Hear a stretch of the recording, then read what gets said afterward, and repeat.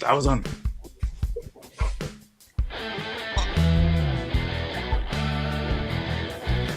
Yeah.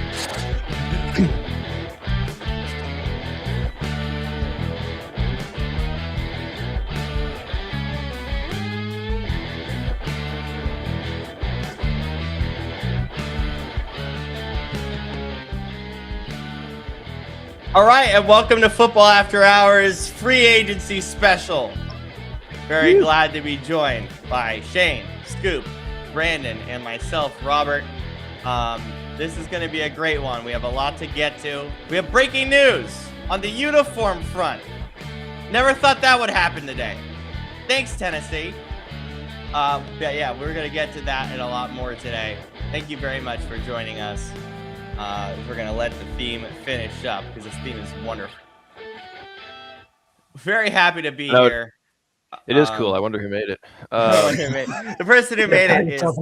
Pat yourself on the back harder. Is our coach, Shane Hansen. Welcome as well to the program. How are you, Shane? I'm doing great after recent events in my life, which I'm not going to get into right now, but yeah, no, we're thriving. We're doing great. Baseball's going. That started last week. Got our first game tomorrow. You're doing it tomorrow. All right. Sweet, man. Mm-hmm. Good luck. I just want to mention we're gonna have a tough time with the comments today because we have a lot to get to. So if we don't get to your comment, don't be pissed off. We got a lot to do today. It's a busy show.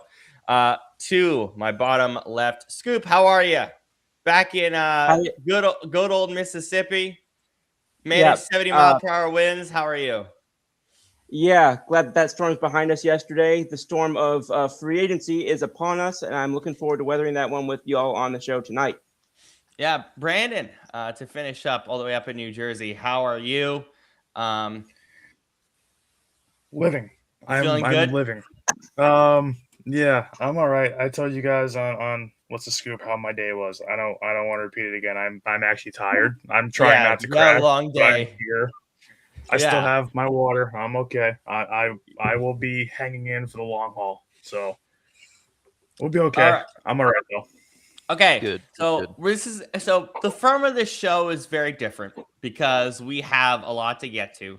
It's gonna be very roundtable based. So I'm not gonna be like, oh, talk to this person. It's gonna be just very roundtable, off the cuff, go. We're gonna start with Titans uniforms. And then we got everyone's thoughts on the Max Crosby trade on What's the Scoop. I want Shane's thoughts on that failed trade. And obviously, Brandon Scoop can comment on that however they wish. And then we're going to go into all 32 teams, grade them A to F, say your grade, move on. And then we're going to do our movies from last year. You're going to get to see all movies that we watched last year, kind of the form of how we do it during the regular season. And we're just going to rank them. Just going to rank all the movies that we saw, see how we go through. And that will be our day. We will not be live next week, March Madness. Want to enjoy some basketball and relax before we get into all the draft stuff. To begin, I never thought we'd begin with this, as you see with our background here, the Titans' new uniforms, their new logo. The uniforms are quite interesting. I don't really know what to think about these because to me they look a little bland, I guess would be the right word. I just feel like with these, I look at them and I'm like, this looks bland. This doesn't look unique. This doesn't look fun. And that's my take on it. What do you guys feel about how these uniforms look, courtesy of Jim Wyatt on Twitter? I mean, I wish his arms weren't folded so that I could actually see the damn thing. But Yeah. I mean,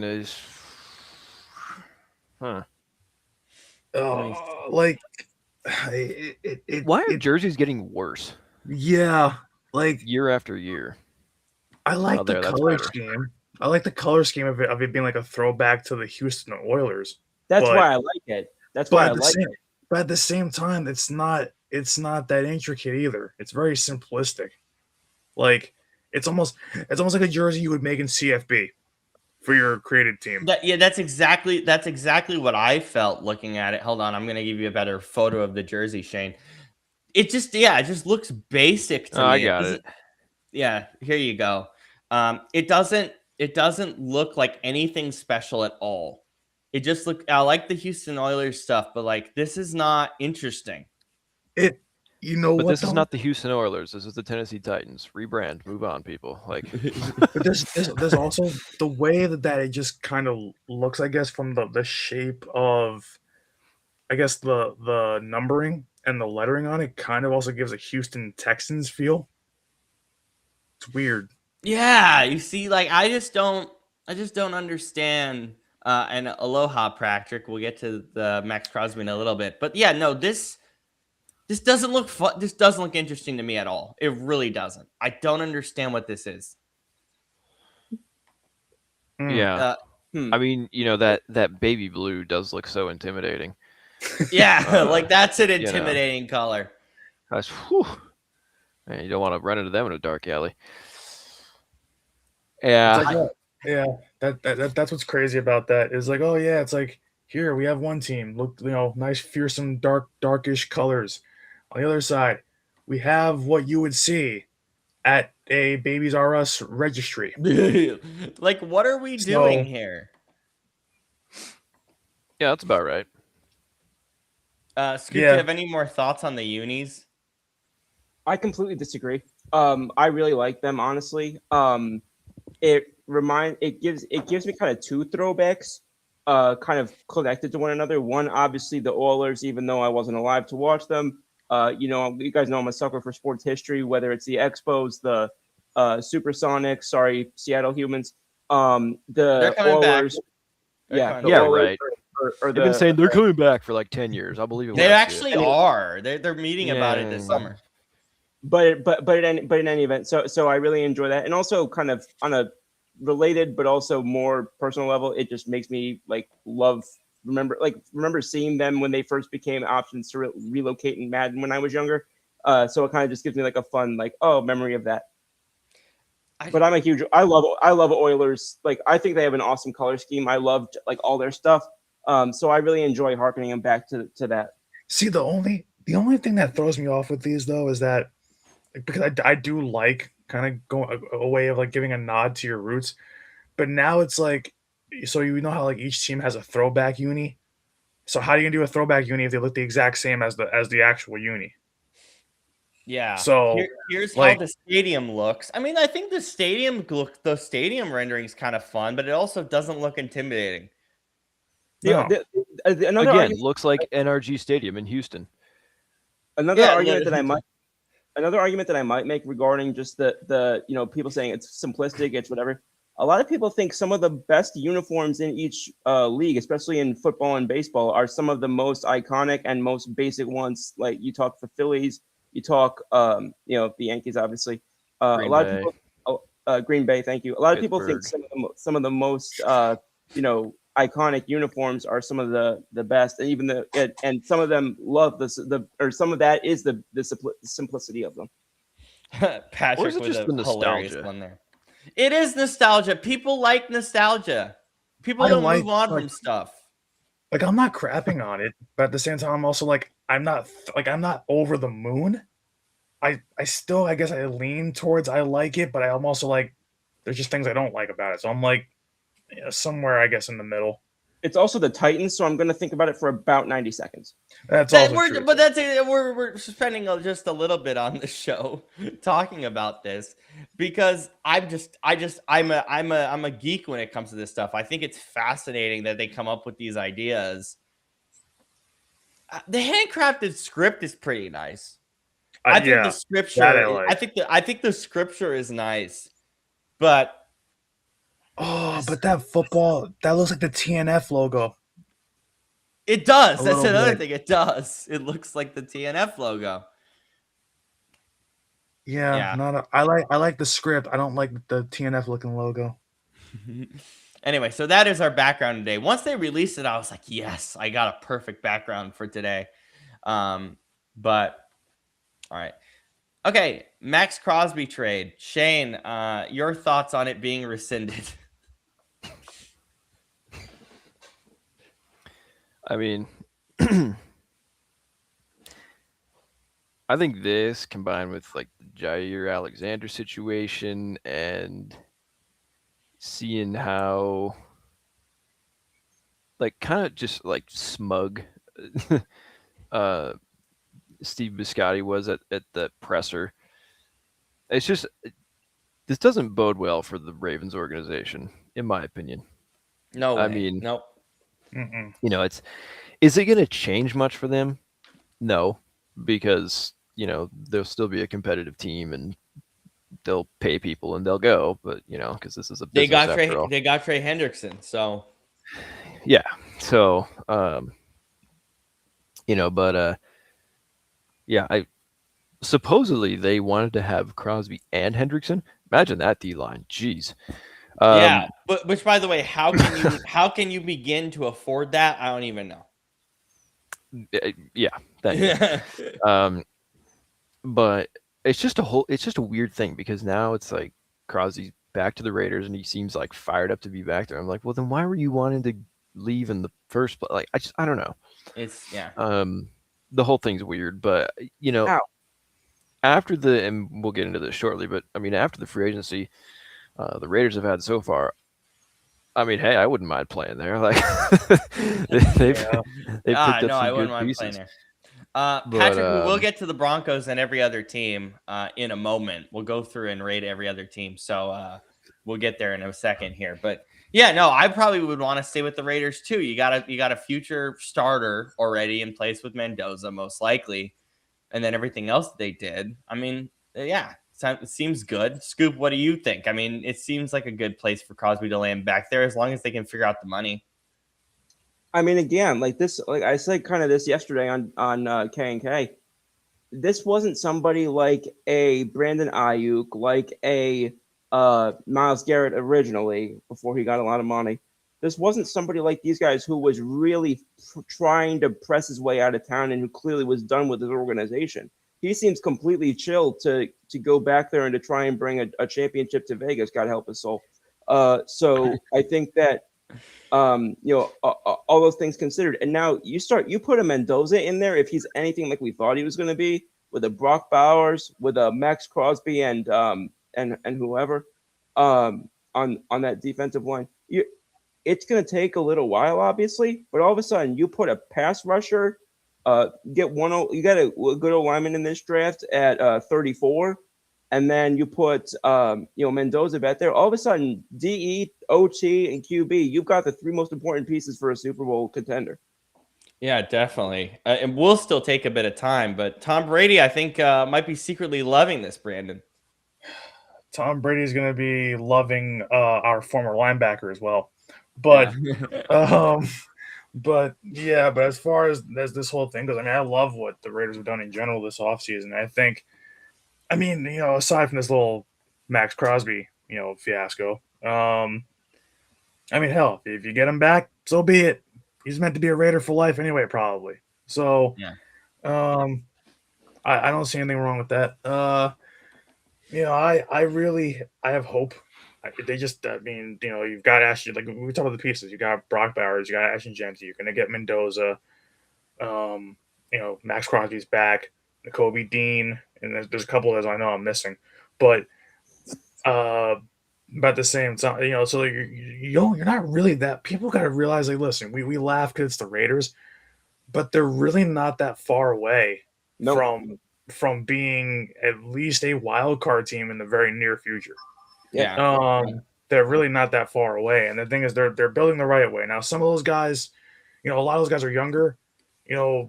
Max Crosby is getting towards the, kind of like he's in the prime of his career, but he's getting towards that point where it's like, how much more does he have left? I mean, if you figure he probably maybe 3-4 more years, I guess, of really good football left in him. But in the end, I can't believe that. To me, when I look at what they're trying to build there and what they've gotten so far in this offseason, I mean, we're not going to make any record predictions. It's way too early. No way. But I mean, listen, I could see them putting up. Remember, we always talk about how tough they are, even when they're really bad, how tough they are against the rest of that division. They're going to be even tougher now. So that could shake a lot of things up this season. So I'm excited to really see what they do the rest of the way here. But so far so good. And listen, I know Right. Max Crosby thing didn't quite work out, but hey, you're getting him back anyway. So hey, that's not the worst thing in the world to get your No. Yeah. franchise player back. So No, I'll it's follow not. up on that just with about literally 5 seconds. It's just the other thing we want to keep in mind is Mahomes, Brady. I'm sorry, not Brady. Mahomes, Allen, Burrow, Jackson. There may be a lot of good quarterbacks in the AFC, but do we know any of those teams? Like, there's not a even the Chiefs. There's not a oh God, I don't know how we're gonna dethrone them team in the AFC. The AFC might be as wide open as it's been in close to a decade. Yeah, and so it makes sense that these teams, especially in the AFC at the bottom, who need to spend money, are spending money. Okay, let's grade the Raiders. You or Brandon, you already listed it out. This is an A+, right? I Yeah. mean, it's an A+ all the I way think through, so. correct? yeah. A+, Scoop. Yeah, I'd say so far, or at least a very generous A. Yeah. Okay. All right. Let's go team by team. I'm going to pull up the NFL.com free agent tracker. We're going to go team by team for what they did. Of course, understand that it's not done. More deals will have to be made as we go through. The Buffalo Bills, their biggest move was DJ Moore. The rest is kind of, I mean, they brought people back. I'm going with a B+ because I think they needed DJ Moore. Yeah. I think Probably so. B. Yeah. Yeah, I would say B, just because the last time you gave Josh Allen a franchise wide receiver, he still didn't win anything. So I don't think it's going to make much of a difference to put DJ Moore there. I mean, listen, I know he has Thank experience. you. I know he has experience with that offense, that offensive system, kind of, because he did play in Carolina with Joe Brady. But I can't see that really. I can't see them doing much better than what they've already done there. And I mean, Bradley Chubb's a good get, but he's often injured. So yeah, that's a. I'm not gonna say B. B. Yeah, B with Shane. Scoop. C. I don't C, see what okay. I don't see what I'm supposed to like that much better about the team than I did 5 days ago. I think that's fair. I do think that's fair. Yeah. Miami Dolphins. This is an F only because you have 99 million in cap room, and you added more with Malik Willis. This is a lot of cap. Tutu Atwell's a good get. Josh Uche is a solid. This is an F because they're stuck. They're stuck. They can't do anything. They're stuck. What are they supposed to do? This is an F. Yeah, I there's like nothing- Malik there's Willis. This is nothing an to F. like There's there. nothing here. Yeah. I'll say It- D it- plus. I have F's reserved for a specific couple of teams. I'll say D plus. I think that people are overselling that cap situation just a little bit. that's I don't fair. think it's as much of a death knell as people think. Now, the issue that I have is, do I trust the team that's going to be working with that limited of a cap situation? That's where my issue comes in, more so than the cap situation itself. Because smart GMs and smart teams can work through that for a year. But not with the exception with the exception of Atwell. I'm looking for a little bit more than running back a terrible team from last year and getting rid of a bunch of guys and a couple of third string signings. Yeah. Shane? Yeah, probably D. I mean, it's Ow. like you lose Minka, who's one of your better defensive players. Chubb, and then you're just kind of rolling the dice on Malik Willis. It's like, I mean, I don't know. Yeah. And then when you had so much cap space, it's like, Oh wait, Yeah. no, D minus. They hired Kevin Patua. D-. Yeah, There it is. Yeah. There's the D-. The AFC So. champion, New England Patriots, with a needed O-line, only grab AVT Yeah, massive. That's an F minus, so I can give it. and Romeo Dobbs. What are you giving this an F-, Brandon? Is this really bad in your This estimation? is garbage. You need offensive linemen. I mean, I know there's not many great ones in this draft, But even so, you have to pivot to free agency, and your best one right now is Elijah Vera Tucker, who can never stay healthy. And so so basically, if he gets hurt again, which I don't want to say he will, we never know, but he probably will, then you're going back to the same old line you've had. You're basically running it back just with pretty much just Dobbs as one of your wide receivers, basically. So, and I understand that they're saying that this doesn't stop them from trying to go after AJ Brown. I'm sorry, you're not tying up that much money in 2 wide receivers, and because that's going to be ridiculous. So no, and Kevin Byard's a nice get, especially on a 1-year deal, prove it deal. That's the only reason why I'm not giving it worse than an F- if I could, because Kevin Byard's all right. He's not great, but what is that? You've done nothing so far to improve your team, and so you're going to find out the hard way, like the Commanders did last year, that basically running it back isn't going to get you anywhere. So they better to have some more moves up their sleeve, or they better have a good draft, because this is not it. Shane, I mean, I'd probably give it like a C, because they lost some decent guys and just kind of replace them with like just a bunch of like they're like Dobbs is he's not bad, but he's not like oh wow, yeah, this guy's gonna change our receiver room, or it's the same with like Elijah Vera Tucker, Kevin Byard. He had a good season, but he had a bad couple of years before that, and he's 32 now, so it's like how good do we really think he's gonna be? Who knows? So yeah, that's kind of where I'm feeling. Yeah. Scoop. Hi.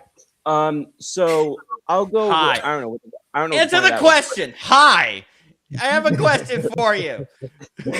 Hi. Anyway, my favorite move of these is probably Reggie Gilliam. I love him. But me too. And I'm just I'm a fullback geek in general. Bring that stuff back.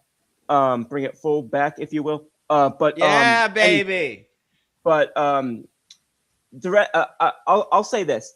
With Gilliam, Gilliam. I'm honestly, I always forget. I apologize. It's Gilliam, thank you. With him, it's a C. Without him, it's closer to a D+. This is the kind of offseason that would have been in the high C range. Sans Gilliam, it would have been in the high C range had it happened 2 years ago. Just give it a solid C. Like BR, Diabs, etc. BR, Diabs, etc. All right, Geno Smith. Yes. Back to the New York Football Jets. Why? I know why. I understand why. They're waiting for a quarterback in next year's class. They need a stopgap. He's probably the best stopgap available. But the optics of this aren't that great, especially after Geno Smith had a career awful year. They're tagging Breece Hall. They haven't signed him yet, which is bad. This is a D. This is not good, man. This is not good. Minka's fine. This is not good at all. Well, I think Deshaun Wright deserves some respect. That's fair, but there's a lot of moves where it's like Demario Davis. It's like, okay, he's 36 years old, like 37. 37. He's a middle linebacker. Like, what's he gonna do? Plus, you look at who they lost. They lost Quincy Williams, Jermaine Johnson. Like, they're pretty solid players. They got rid of Jermaine Johnson because they're gonna draft his replacement in this draft in the first round. Yeah, but so yeah, I'd probably give this like a D as well. And the Geno thing is just hilarious. The Geno thing is ridiculous. Like the Jets have him twice in his career, and both at his worst. Yeah. just make sure there's nobody in the practice squad who can punch him next time. Yeah, exactly. But I'll say this. I think I like this offseason a little more than some people do. I'll put it at a C. I don't see a bunch of just re-sign like I have with other bad teams, so that's encouraging. That being said, again, I actually, again, like I said, I actually kind of like the Geno move. Again, I know I like Geno more than a few people do. I also know that I can see the vision going into next year, and I understand that. I agree that if you don't really love a quarterback, you don't lock into a guy just to lock into a guy for 4 years. I like the Minka move. Although I will say, I wish you had learned from another New York team in a different sport that would have, or that a couple of years ago tried to trade for a big rivals player and completely got burned for it twice. So, but yeah, I'll say C on that. Yeah, that's fair. Brandon, are you doing a C? I guess I'm gonna be like the Russian judge. I'm not gonna go F minus again. Jesus, I mean, I hated the Patriots all season. I mean, this one I'll say not a C. I'll say a C minus. I'll dock it a little bit more because outside of Nashawn Wright, I don't like anything here. I mean, Minka's okay, but I'm not. I don't know. I don't think I'm not a big I guess safety guy. As much as I would love to as much as safeties are important to any defense, especially over the top. Like to me, I'm like safeties you could find in a draft, you could find for cheaper. I'm not like going crazy over that. Like This safety class is good. It's good. I'm just over here going. Yeah. But well, yeah, sorry. Yeah, I know. It's fine. I'm used to it. DB boy over there. No, but yeah, Nashawn Wright's fine. But yeah, Demario Davis, that's retired. That screams retirement home. Geno Smith screams end of career. Screams retirement home. Geno Smith's career is a full circle. So that's done. I don't know, and the rest is just a big nothing burger to me. Like Joseph Osai, okay, whatever. David Onyemata, whatever. Devondre Sweat. I remember when he was drafted, but he's a big whatever to me. Yeah, I don't like it. You know what? Forget C minus D plus. I'm not. I don't like it. The Jets are just jetting. They're not like they're not doing anything. When you're a Jet, you're the Jet all the way. Yeah, Facts. exactly. Yeah, you jet. You don't get upset. I told Josh that. Josh knows. Ravens, I'm sorry, I'm skipping you. I don't care. Goodbye. I don't want to talk about you anymore. Goodbye. I'm skipping you. C. You got Trey Hendrickson. You get a D. You're an idiot. Goodbye. D. Yeah. Anybody else? C minus just because it's Trey Hendrickson. But you could add Max Crosby, who's a better player. Scoop. Is he? They're one of my Fs. They're one of your Fs. I love it. All right. Yay. I think Max Crosby at this time is a better player. Even with the meniscus. I think he's a better player. Bengals. I also don't really care. This looks cheap as hell. Massive F. Your best move is keeping Orlando Brown. And boy, Mafe is nice. Shane and I know this. He's not going to be as good in the Bengals system than he was in Seattle. So they're probably not going to have him dropping back and covered from the end. It's not even you two guys that know this. It's if you're not a casual, you understand he's not going to do as well in the Bengals defense. This is Scoop. Is this another one of your Fs? Where do you have this? No, it's a D, but it's a D with a caveat in the sense that literally any moves to improve that defense was going to be a non-F. If they literally just didn't sit on the defense from last year, they automatically didn't get an F. Fair. I do love that NFL.com, Boye Mafe was the 10 best player. Really confused by that. Which again, that's what the bottom line is going through. So I just saw that. Yeah, so D. Brandon, Shane, also D, correct? Like Bengals? Bengals, yeah. Yeah, I mean, you lose your second or third best player on the team, and you get past his prime Jonathan Allen Yeah. and the Seahawks, third or fourth best edge rusher. So, um, congrats, I guess. Yeah. I'm not. It's not a D. It's an F. I hate it. It's stupid. It's cheap. It's dumb. Yeah, I just don't like it either. Yeah. Oh my God, Scoopy. There you go. Your for Cleveland you. Brownies. Take it away, Yep. Scoop. Go. We'll just go with whatever you go with. I'm not even gonna ask the other two. This is you. B plus. It's a B plus. I'm going B plus here. I really like. I'd give it a B. Okay. I really like the. Brandon knows this. I am a Jack Stoll fan. Yeah. The offensive line. Talk about a team. Thank you for a team that knows. Oh, we got to upgrade the offensive line, and actually goes and upgrades the freaking offensive line. True.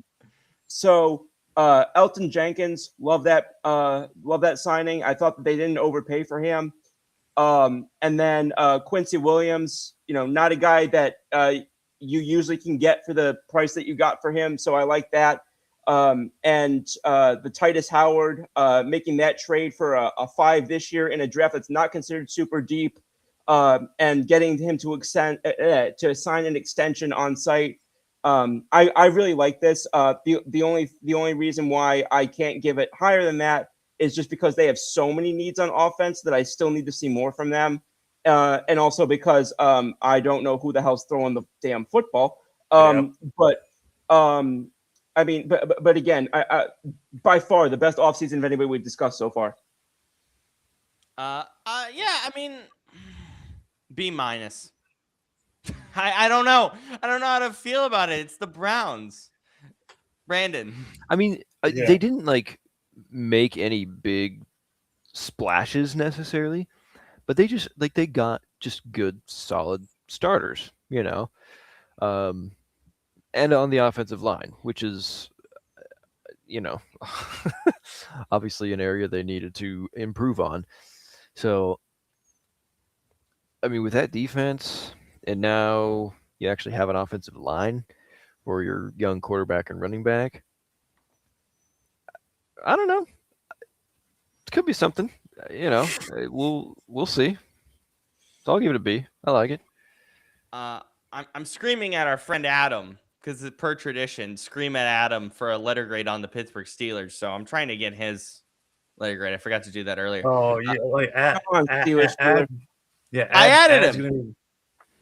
Ad's gonna be brutally honest. If he gets back to us, Ad always tells it like it is. So I trust him to. I kind of just want to wait for what he's gonna do. Wait, so Brandon, are you giving this what grade are you giving the Browns? Sorry, I forgot. Oh, I ain't giving that a B. I'll give. Oh God. I know it's not. But could you imagine if Jack Stoll was the replacement plan to David Njoku? Oh my God. Oh God.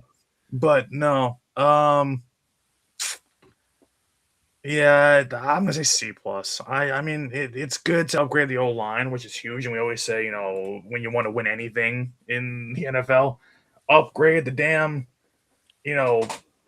O-line. In the trenches. So, but yeah, like Scoop said, to me, it's I almost don't care about the O-line if you don't have a quarterback throwing. It goes hand in hand. You could protect the broomstick, but the broomstick will still suck. I don't care as much about your QB if you don't have the O-line. I don't care as much about your O-line if you don't have the QB. Yeah, facts. Yeah. I Scoop, I love your analogy on that. Same with Brandon there. The Pittsburgh Steelers, A++++. I like it. This was fantastic. This was. There's names up and down this board too. Rico, perfect. Pittman, yep. You traded nothing to get him. Great. Yep. Cam Hayward, bringing him back is smart. Holcomb's better than people think. Jamal Dean's better than people think. Samuel's better than people think. Savage is better than people think. Yep. This is fantastic. Yeah, it's an A. That one's an A plus. I'll add this. Driscoll's better than people think. There you go. A plus. I'm throwing the double pluses. Well, you know what? I will give it an A plus. This is my favorite. This is my favorite one so far. So yeah, This A is plus. fantastic. Shane, Scoop, any disagreeing on the A's? B+. They're still being coached by Mike McCarthy. Fair play. I'd say A minus. Yeah. I don't think McCarthy's that bad of a coach. I think he gets a little too much hate. I agree, but I still don't like him that much. But that's fine. Yeah, I'll go A minus. The AFC South. David Montgomery. Trent Brown. Daniil Hunter, who's getting older. Sheldon Rankins, who's getting older. I like EJ Speed. We know how these two, Scoop and Brandon, thought about Reed Blankenship last year. Kamini Fairbairn. Their only move here was David Montgomery. Shane. And Reed Blankenship because they don't already have enough safeties.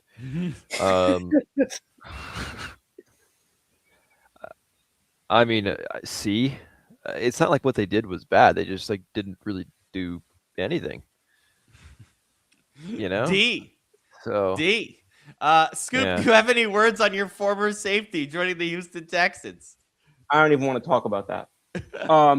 But I will say I'm glad that he's continuing the podcast that he had. Thank you.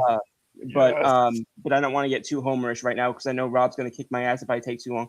But No. This is where I'm asking you to be homerish. Are you mad Okay. about it or are you not? yeah, I was upset about it. That being said, I feel like every guy that we've lost this offseason, like he was probably the one I was second most disappointed to lose besides Jalen Phillip. But at the same time, I feel like everybody that we've lost this offseason, we've lost for more than I expected them to get. So, Yeah. and again, we knew we were going to lose most of these guys anyway, like we said earlier. But so obviously and again, this is probably homerish, but he is to me their biggest acquisition. Outside of him, had they not gotten him, this is just the most. I'll put it this way: if there's a sentence that by basic structure goes, this team had the most enter their own team's name here off season ever. The Texans are the one that fits that structure. This is the most Texans off season ever. And what are you grading it then? Is T a grade for Texans? But Sure, I can give you a T. Sure, I'll give you a T. I'll give you a T. Fine, T. But if I had to go A through F, I'll just go C because again, like I said, it's pure average for the Houston Texans. It's so on brand. Brandon. Can I say that I want Daniil Hunter's agent because I wish I made $40 million in 1 year? Yeah. But yeah, I mean, Reed Blankenship, that's stating the obvious. I mean, we love him in Philadelphia, and I'm glad that the podcast is continuing, like Scoop said. But yeah, I think that's. I mean, but that defense is only getting better by adding him. He's like Jesus. I mean, that's a pretty good pickup. I think no matter what. And besides, somebody with Super Bowl experience on any roster is important. Yeah. Facts. David Montgomery, good there. But everything else is like a nothing burger. So Yep. you know what? B minus because I mean the names that are there are big names. So I'll say B minus. I like it. Not blown away by it though. Yeah. And just to confirm, Shane, you said C minus, or what were you thinking again? Just to confirm. I don't even remember. Yeah. Yeah, I lost it. C minus. Yeah. Kinda Daniel Jones on a pretty team-friendly deal. Alec Pierce on a nasty contract. Kenny, we haven't gone to your Giants. We're on the AFC South now. We're getting close though. Alec Pierce I love Alec Pierce, but this is ridiculous. Overpaid. Christian over- Kirk, baby. Holy overpay. Holy Christian Kirk. I love Alec Pierce. This is disgusting. Yeah. 84 million in guarantees, 60 million fully guaranteed. This is disgusting. I think Michael Pittman's a better receiver, and you trade him for nothing. This is disgusting. And they had to overpay because Pierce's agent was begging them, because I think Pierce actually had a good market. according to his agent. Same Daniel Jones, less so. But this is a lot of money. This is way too much money for two players. And yeah, and that's the thing. It's like you forget the Alex Pierce contract, which was already ridiculous. Now you're signing Daniel Jones, who played what 10 games for you, and had, or maybe it was more like 12. Either way, and Wait, Shane, you're gonna hate this because I know you hate quarterback contracts, but this is pretty medial. This is a Yeah, nothing I contract. well, I actually- know, I don't hate the well, I'm Jones aware, but you're gonna re-sign that guy, pay him $44 million a year guaranteed, when he, or no, not guaranteed, 80, It's 44, whatever it is. It's $60 million guaranteed with $100 million in incentives. It's a Okay. lot. Yeah. But it's like, okay, so you're gonna pay this guy when he when he just tore his ACL in one leg and tore his Achilles in the other leg and is a mobile quarterback, and that's like his thing. It's a little steep, but yeah, and then like you were saying, you trade away your receiver, Zaire Franklin, Kwity Paye, like I mean, I'd give this a D, I think. Yeah, I'm gonna go D as This well. is pretty rough. My problem with the Colts is the agent didn't have any leverage. Just keep him on the transition tag. It's 1 year, $38.5 million. There's no reason, and I understand he'll be mad, but it's like, dude, you're on the transition tag. Suck it up. Get another team to match you or not. It's also good because you got to think about it this way too. I mean, if I was on a transition tag after playing 10 games, coming off an injury, it's like, yeah, you do want the money. We also got to think about it on the other side of things, where you're coming off an injury, you would have a 1 year deal. It's basically a prove you're worth the money, prove it to us, and then get a bigger bag afterwards. So yeah, I wouldn't have given him that. It's just not even two offensive players. That's just too much money to tie up into two players in general. So yeah, that's not even a D. That's a D minus for me. Scoop. I'm a little more in the, I'll say C to C plus range. I don't dislike the Daniel Jones deal as much as some of y'all do. I also, if I'm going to take a chance on that, I'd rather give more money on fewer years than lock them up for more years at a little bit less money per year. Why wouldn't you just keep him on the transition tag and leave it alone? Well, that's what I was going to get into. I do see the point there. But again, if they for whatever reason thought that there was more of a market there, that I don't know if they just wanted to lock him up longer, and I don't know if they felt that they were in that much of a bad situation because of how badly the Anthony Richardson thing flopped. Oh my God. It's still flopping. They haven't traded him yet. It's still bad. Well, I'm not saying that it's like over. I'm just saying that like they already know it's not going to. They already know it's a sunk cost, basically. Yes, your favorite thing, a sunk cost fallacy. There you go. Yeah. So in any event, but yeah, but like I said, I can't give this much more than one of the most underrated drinks. I can't give this more than a high C. But it's Arden Key. I think is probably somebody who is probably the quote unquote best deal on here if you look at just pure value for what they got or what they paid rather. But I mean, it's a bunch of fine deals. And again, I'm not breaking any news here, but it's all going to come down to what they get out of Daniel Jones. If the Daniel Jones deal goes well for them, this is all going to look very good. If he gets hurt again, or if he's back to New York Giants Daniel Jones, then someone's probably going to get fired. Yep. Jacksonville, NA, don't care. They did nothing. Chris Rodriguez is probably their best move. F. F. It's an That's an F. They F. did nothing. They don't Yeah, care. They're there's waiting That's for what the the draft. F is for Exactly. these guys, I think. But yeah, for me, it's not so much an F. I'd say it's like I'll say it's a C minus. I'll go My D. concern, I don't care really. my concern is far more on the players that were already there, not the guys that they did or didn't get. Exactly. Our new Tennessee Titans: Mitch Trubisky, Wando Robinson, Daniel Bellinger, Jeremiah Johnson. Who we talked about. It's the Tennessee Giants. It's the Tennessee Giants. There's so many Giants players here. I get it, but it's annoying. Yeah, and a jet also. And a random jet. Yeah, I mean they signed a lot of guys, and most of them, It feels more quantity than quality.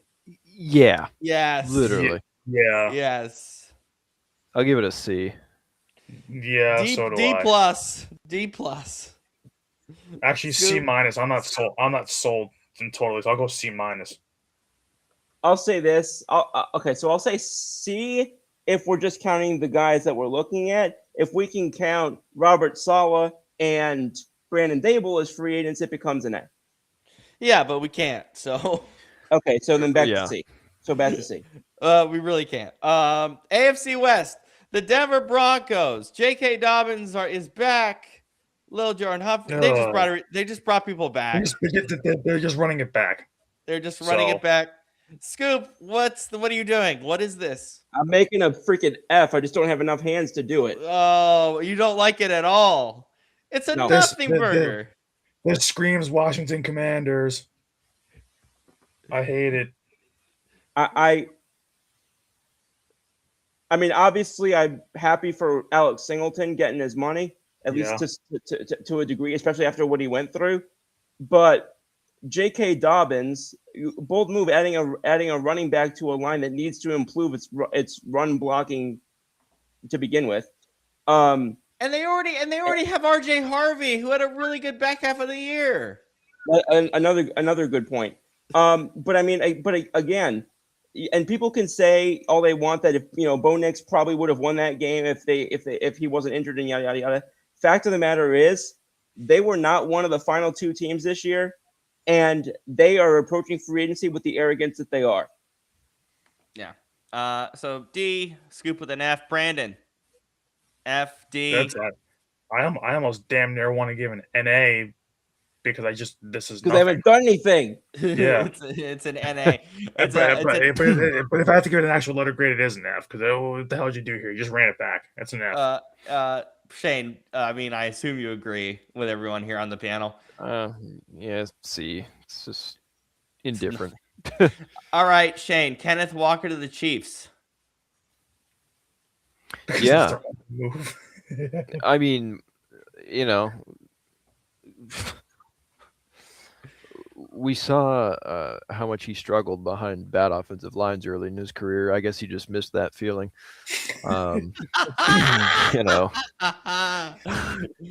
So here's okay. Everybody's looking at Chiefs. Oh, look at everything they're doing. They signed Kenneth Walker, who, Mahomes is coming off a serious injury, so they're gonna lean on Walker a lot, and we know from the past that when you lean on him too much, it usually leads to injuries. Obviously, we don't want that to happen, but I'm just saying that seems like something that could very easily happen here. And then the other thing everybody's freaking out about is, they re-signed Travis Kelce. Hell yeah. He was Have we seen terrible Travis last Kelce year. The last 2 years? Last 2 years. He's He's a old. shell of himself. Yeah. Anyways, Why does he want to play again? He has nothing left to prove. He could walk into the Hall of Fame tomorrow. He's marrying a woman with more money than God. Why? What do you? a literal billionaire. What reasoning do you have to play another year? Why? And Apparently Taylor wanted him to play again. I don't know why. For what? So what is she? Like, I know she doesn't need the money, but what was it, like an extra source of income? Like, what are we doing here? Like, do you really need it? Do you really need 12 million extra dollars? Oh my Yeah. god. This I'm sorry, this offseason Probably 8 million after taxes and agent fees. No, yeah. This is a D. I don't like this. It's splashy Chiefs fun. It's nothing. Like, this is definitely a D because it's not an F because they did pick up Walker, so at least they upgraded their running back. But like I said, They could have done that look in at the the guys up draft. front. They could have gotten Jeremiah Love for less money. Right, and so I mean they just spent, between the two of them, what's 15 plus 12 math, $27 million. What the hell? Wow, that took a while. I'm not a They math just spent $27 million on these two guys that they shouldn't have. So, yeah, it's just and they lose both their corners. So, like, I don't know. Yeah, I'll say D. Brandon. Just because I love Kenneth Walker. I always have since college. I'm indifferent though. I'm not gonna say like I'm not gonna be like, oh my god, this is at least a B plus. No, it's not no B plus, A, whatever you want to give it. No, it's just a straight up C. It's nothing great, and if it wasn't for Kenneth Walker, this would be an F. So Yeah, that's fair. Yeah. We did the Raiders. We're gonna move on from them. The Chargers get an A. I like what they did. They didn't waste money. They got a bunch of these guys on some cheap deals. I mean, these deals are not expensive. It's a lot, but they're not expensive at all. This is a clear A. This was a fantastic offseason for the Los Angeles Chargers. Yeah, I mean, you got one of the best centers in the game. You got, assuming Max Crosby is staying there, you now have him and Kwity Paye for edge rushers, which is great. And you have Quay Walker. Khalil Mack. Yeah, Khalil Mack's back. So, yeah. Khalil Mack? Oh, you were talking about Max Crosby. You said Max Crosby for the Chargers. Oh, we're talking about sorry. I thought we were talking about the Raiders. We just talked about the Raiders earlier. I'm not doing them again. Raiders are an A. Yeah, we said that earlier. Chargers. Yeah. No, Chargers, I would also. Chargers, I thought were fantastic. Guys on no money deals who are excellent. Yeah. I mean, yeah. I'd probably go A minus. Yeah. Chargers, yeah. Yeah. I mean, hey, at least they're finally adjusting the offensive line because they don't want to get Justin Herbert crippled. Yeah, they didn't spend that much money. Look at how much money they spent here. Trevor Penning, 1 year, 3.5. Cole Strange, 2 years, 13. Tyler Biadasz is the biggest. 3 years, 30 million for him is nothing. He's one of the best in the league. Trey Pickens, 2 years, 10 million. It's no money. Charlie Collier is a blocking tight end, and they need block. They need that because they need like running the ball. They need that 8 million. It's 8 million for an extra offensive lineman. That's what it is. That's what Jim Harbaugh likes. So yeah. So no, it actually makes ball. sense. It makes it. Kenny's like C plus 8 million for Charlie Collier. No, it's 8 million for an extra offensive lineman. It's smart.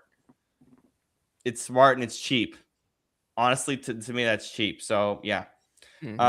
Okay, moving on. Dallas Cowboys. What the hell? You said you were going to spend money and you restructured a bunch of money. F. I love giving an F. This is an F. It looks good on paper, but Jerry Jones said, we are going to spend money. Because where's the money? What's their move here? Just acquiring Rashawn Gary in a trade. Rashawn Gary is your second or third best D lineman at best. So, like, because to me, Rashawn Gary is overrated. And besides, there's a whole highlight tape of him just getting absolutely destroyed by mediocre offensive linemen. So, no, thank you. F. So yeah, there's nothing here. Everything else is either running. Everything else is basically running it back because Javonte Williams running it back, George Pickens running it back, Sam Williams running it back. Brandon Robbie running it back. Is this a hot take? Is PJ Locke their actual best move? Is that hot? That's pretty sad. I think that's actually their best move. Yeah, Nikki, I'm sorry. You're Nikki. You're Nikki. Your owner. Your owner said you were gonna spend money. You didn't spend a lick of anything. You just restructured everybody.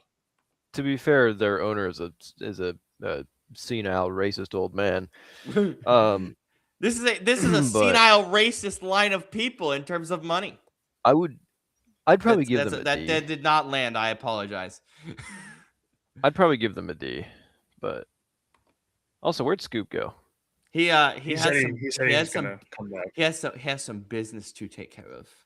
So let him handle business. Fancy. You know what pisses me off, Nick? You want to know what pisses me off the most about this? Pay your kicker. For God's sake, pay your kicker. A second round tender. Why is no one picking up that tender? I would. Oh, Nikki agrees with the F. Good. I'm happy. Pay your kicker. Pay your kicker. Don't tender him. Pay him. Idiots. Giants.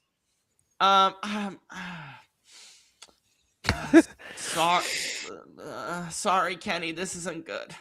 This is not good. This is boring. This is not good. Evan Neal's really good. The O-line's good. Likely's good. But it's nothing that's going to move them. That's the only time you're ever going to hear Evan Neal is really good. Yeah, because he's going to be good with this line. That's impressive. But I'm gonna be honest with you guys. None of these moves just feel like Jim Harbaugh trying to rebuild a roster this year. This is not a competitive roster. It's not. You mean John? It doesn't matter. I don't care. Both stink.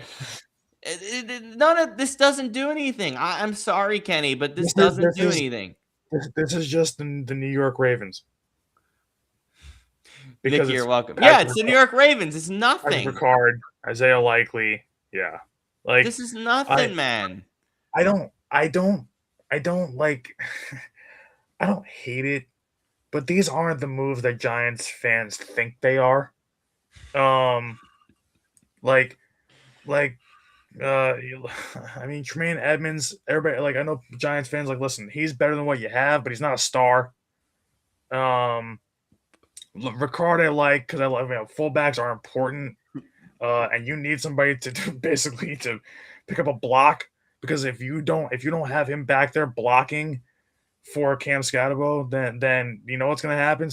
Then Cam's going to end up being a battering ram again and doing it himself. He's going to block while he's carrying the football. So I'll be honest. It kind of scares me how physical both Dart, Ricard, and Scatterbo are. They can all get concussions in one play, and I'm being serious. Like it's kind of freaky.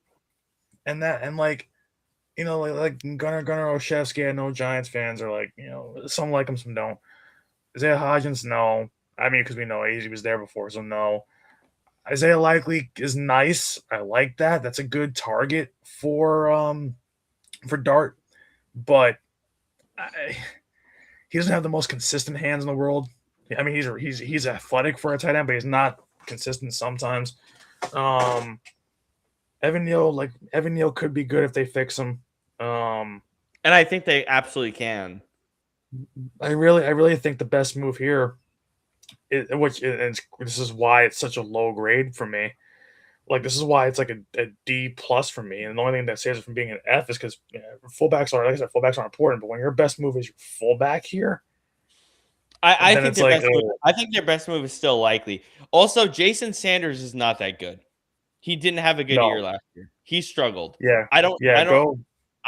Go get the kicker out of Florida, the rookie. Why are you getting him? What's your reason? I was gonna say. Well, technically, they did get a kicker out of Florida.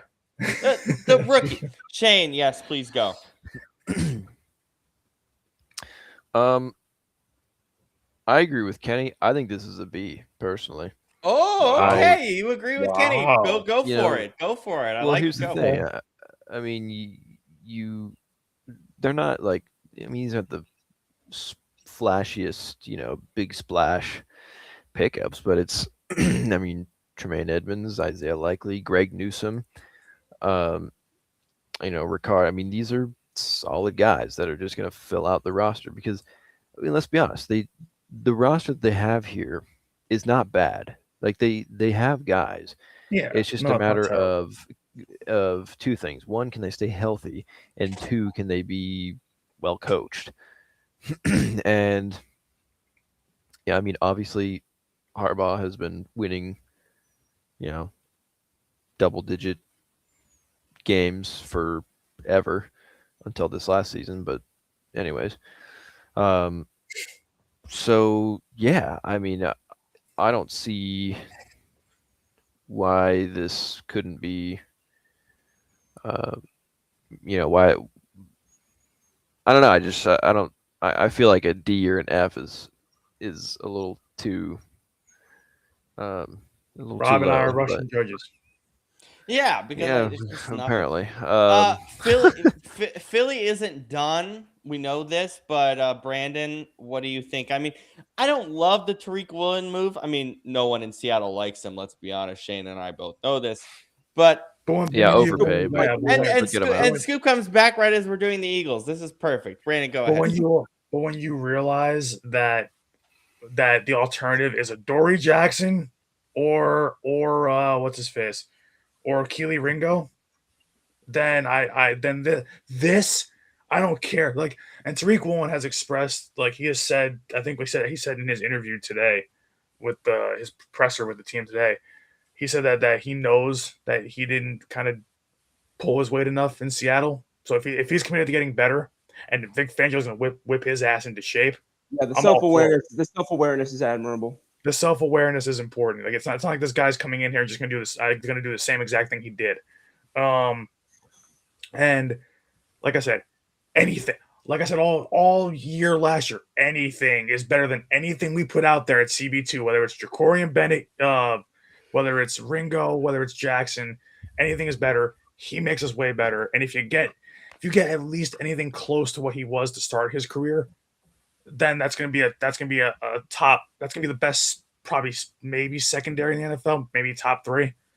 I still think you have the best secondary in the NFL. I still thought that last year anyway. And Jordan Davis getting locked up is important. So the rest of it's nothing.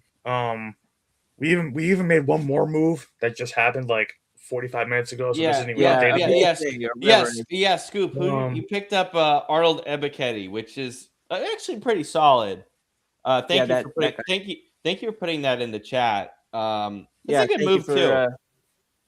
I was happy with that one. I think that one, Jonathan Jones, after we just talked about another John Jones on the previous show.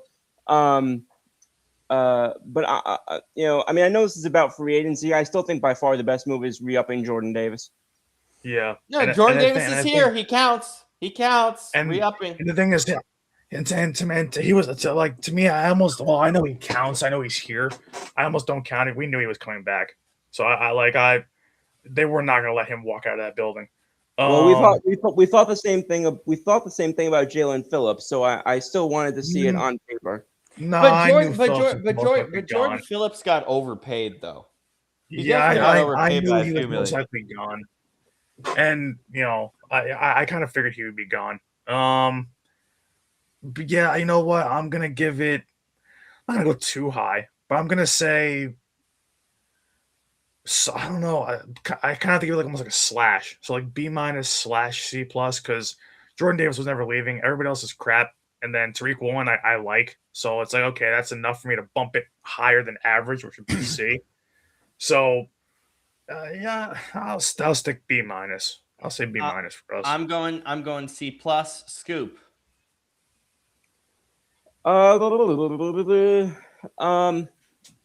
I love Scoop's timing. Scoop, I gotta admire you for a second here. I gotta put you in the glow.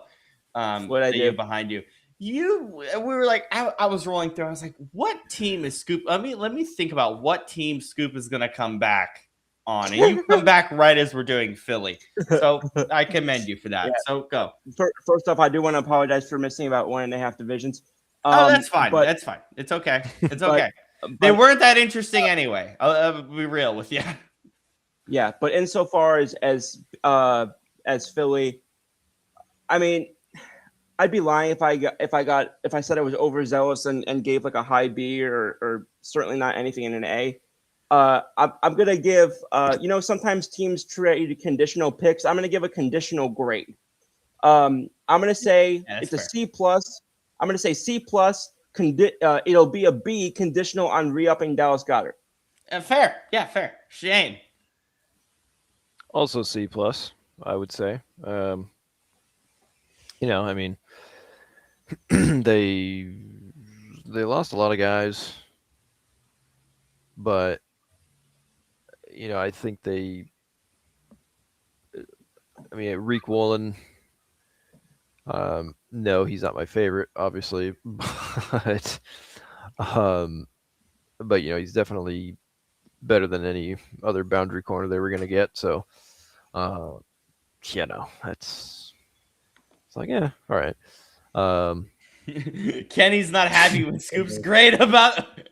Well, I'll say this: we weren't grading individual moves. I said I didn't like Woolen, and I said that again yesterday. That specific move, I didn't. I need to see it being. I need to be proven wrong on that. But like I said, I liked the Jordan move. I liked the Jones move. I like the Ebiketie. I'm sorry, I'll learn how to pronounce his name. Ebiketie. Ebiketie I move. think it's That's gonna be fun. That's gonna be fun for Scoop to pronounce throughout the season if he's still there. It's I think it's Ebiketie. I need to remember how to say the name. I know how to say it. It came in my head. Anyway, we're gonna learn it. But anyway, my liking of the Munt, Davis, and Jones and Ebiketie moves. I don't trash the whole offseason because I didn't like the Woolen move. I can say that they're a C plus offseason, which I did, and still not have liked the Tariq Woolen move. One thing does not negate the other. Yeah, Shane, finish us up. What's your grade? I have to agree with Kenny because he said you can't give the Giants a bad grade and then give the Eagles a better grade. Because I agree. I think the Giants have done much better so far in free agency because they've actually added people, whereas Philly, I mean, other than Reek Woolen, they really haven't, and then they just lost a bunch of guys. So, yeah.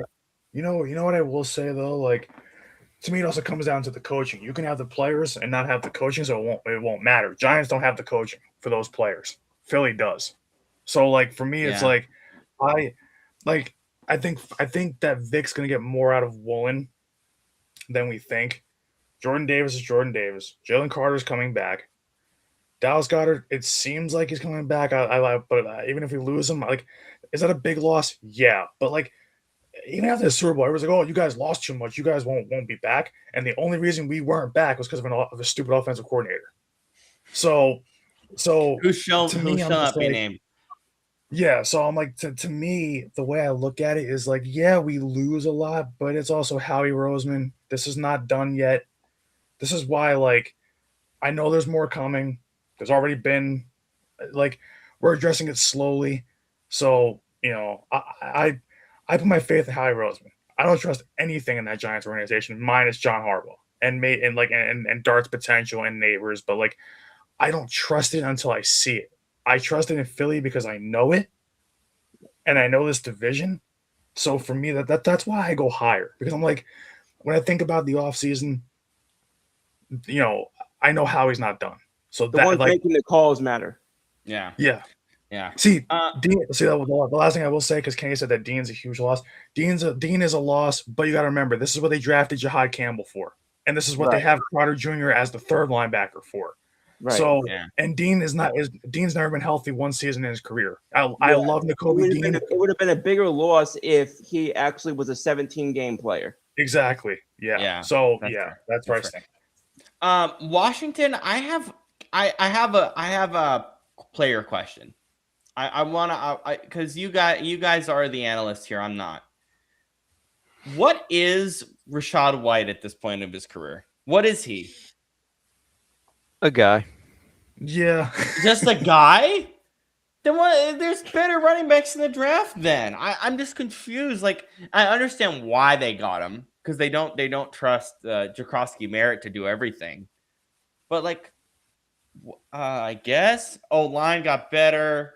Odafe Owe again. We've talked about this. Seahawks players on the edge going on their teams is not the best idea.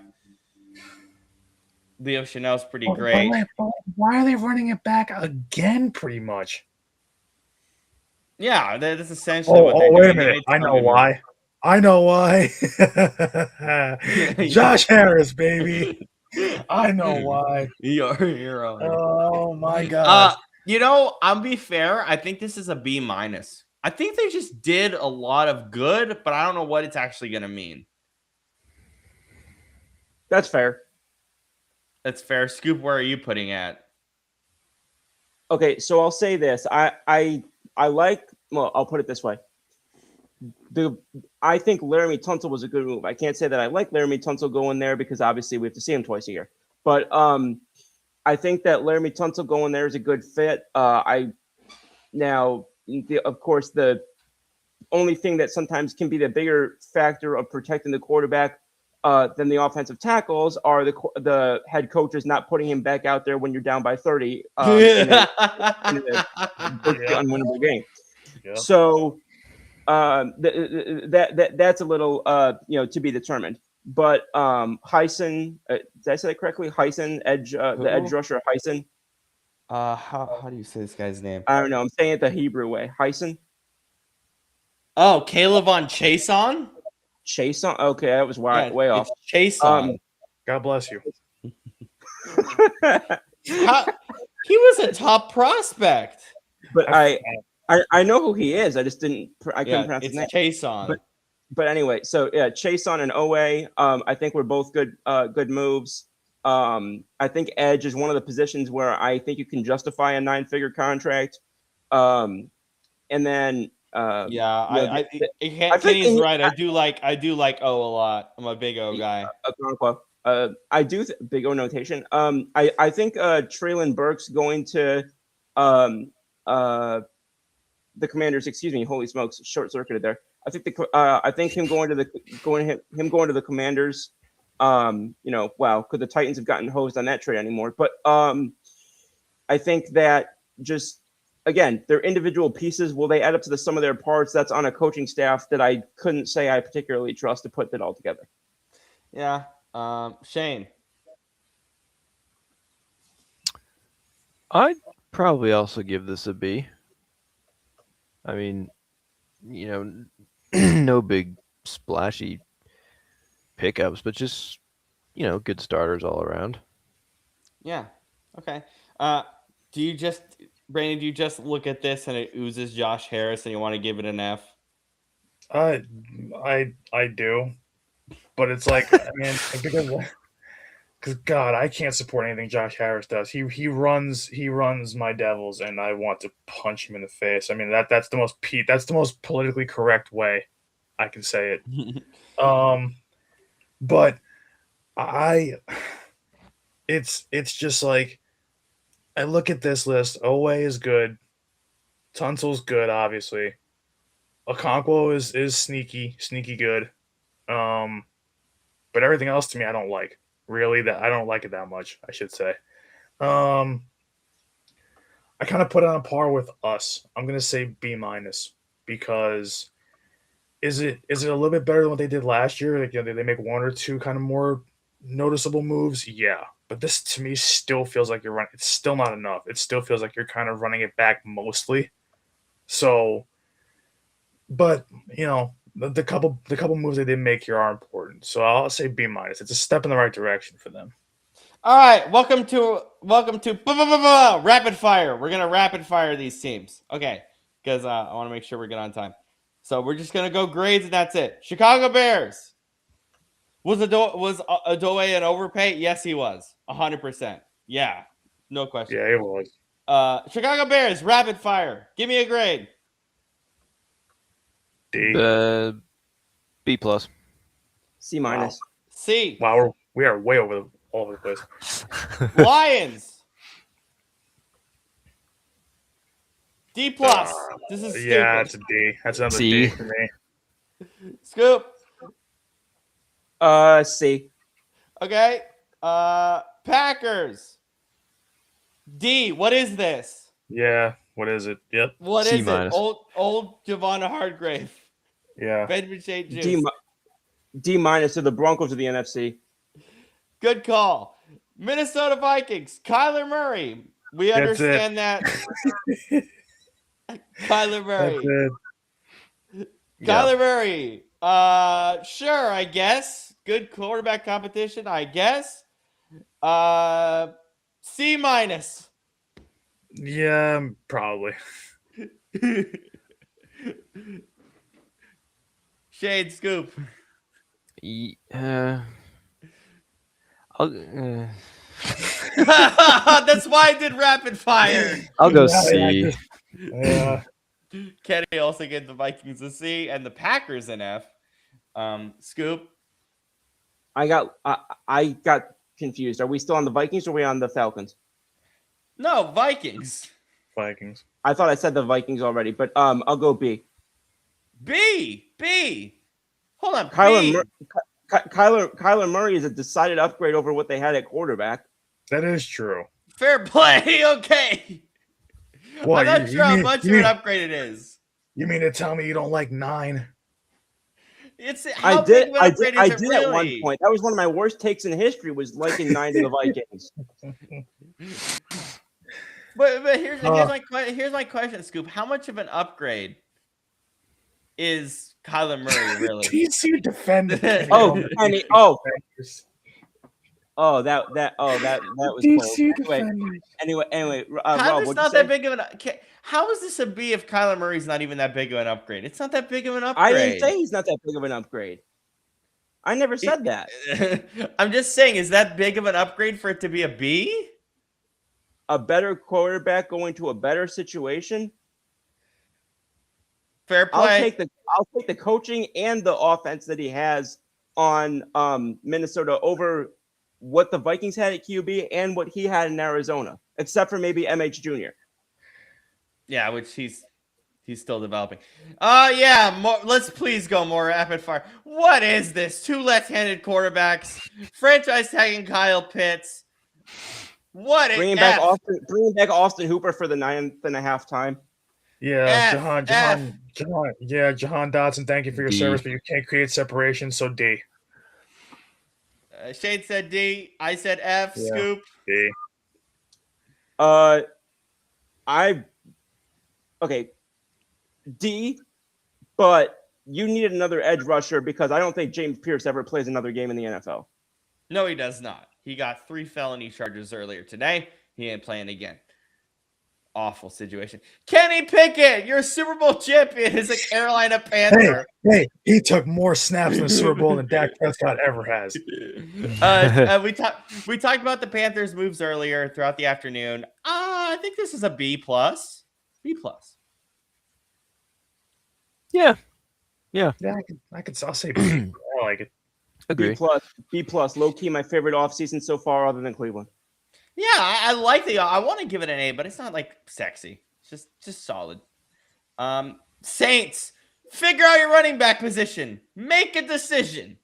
You should have just drafted Jeremiah Love. Travis Etienne makes no sense. A minus.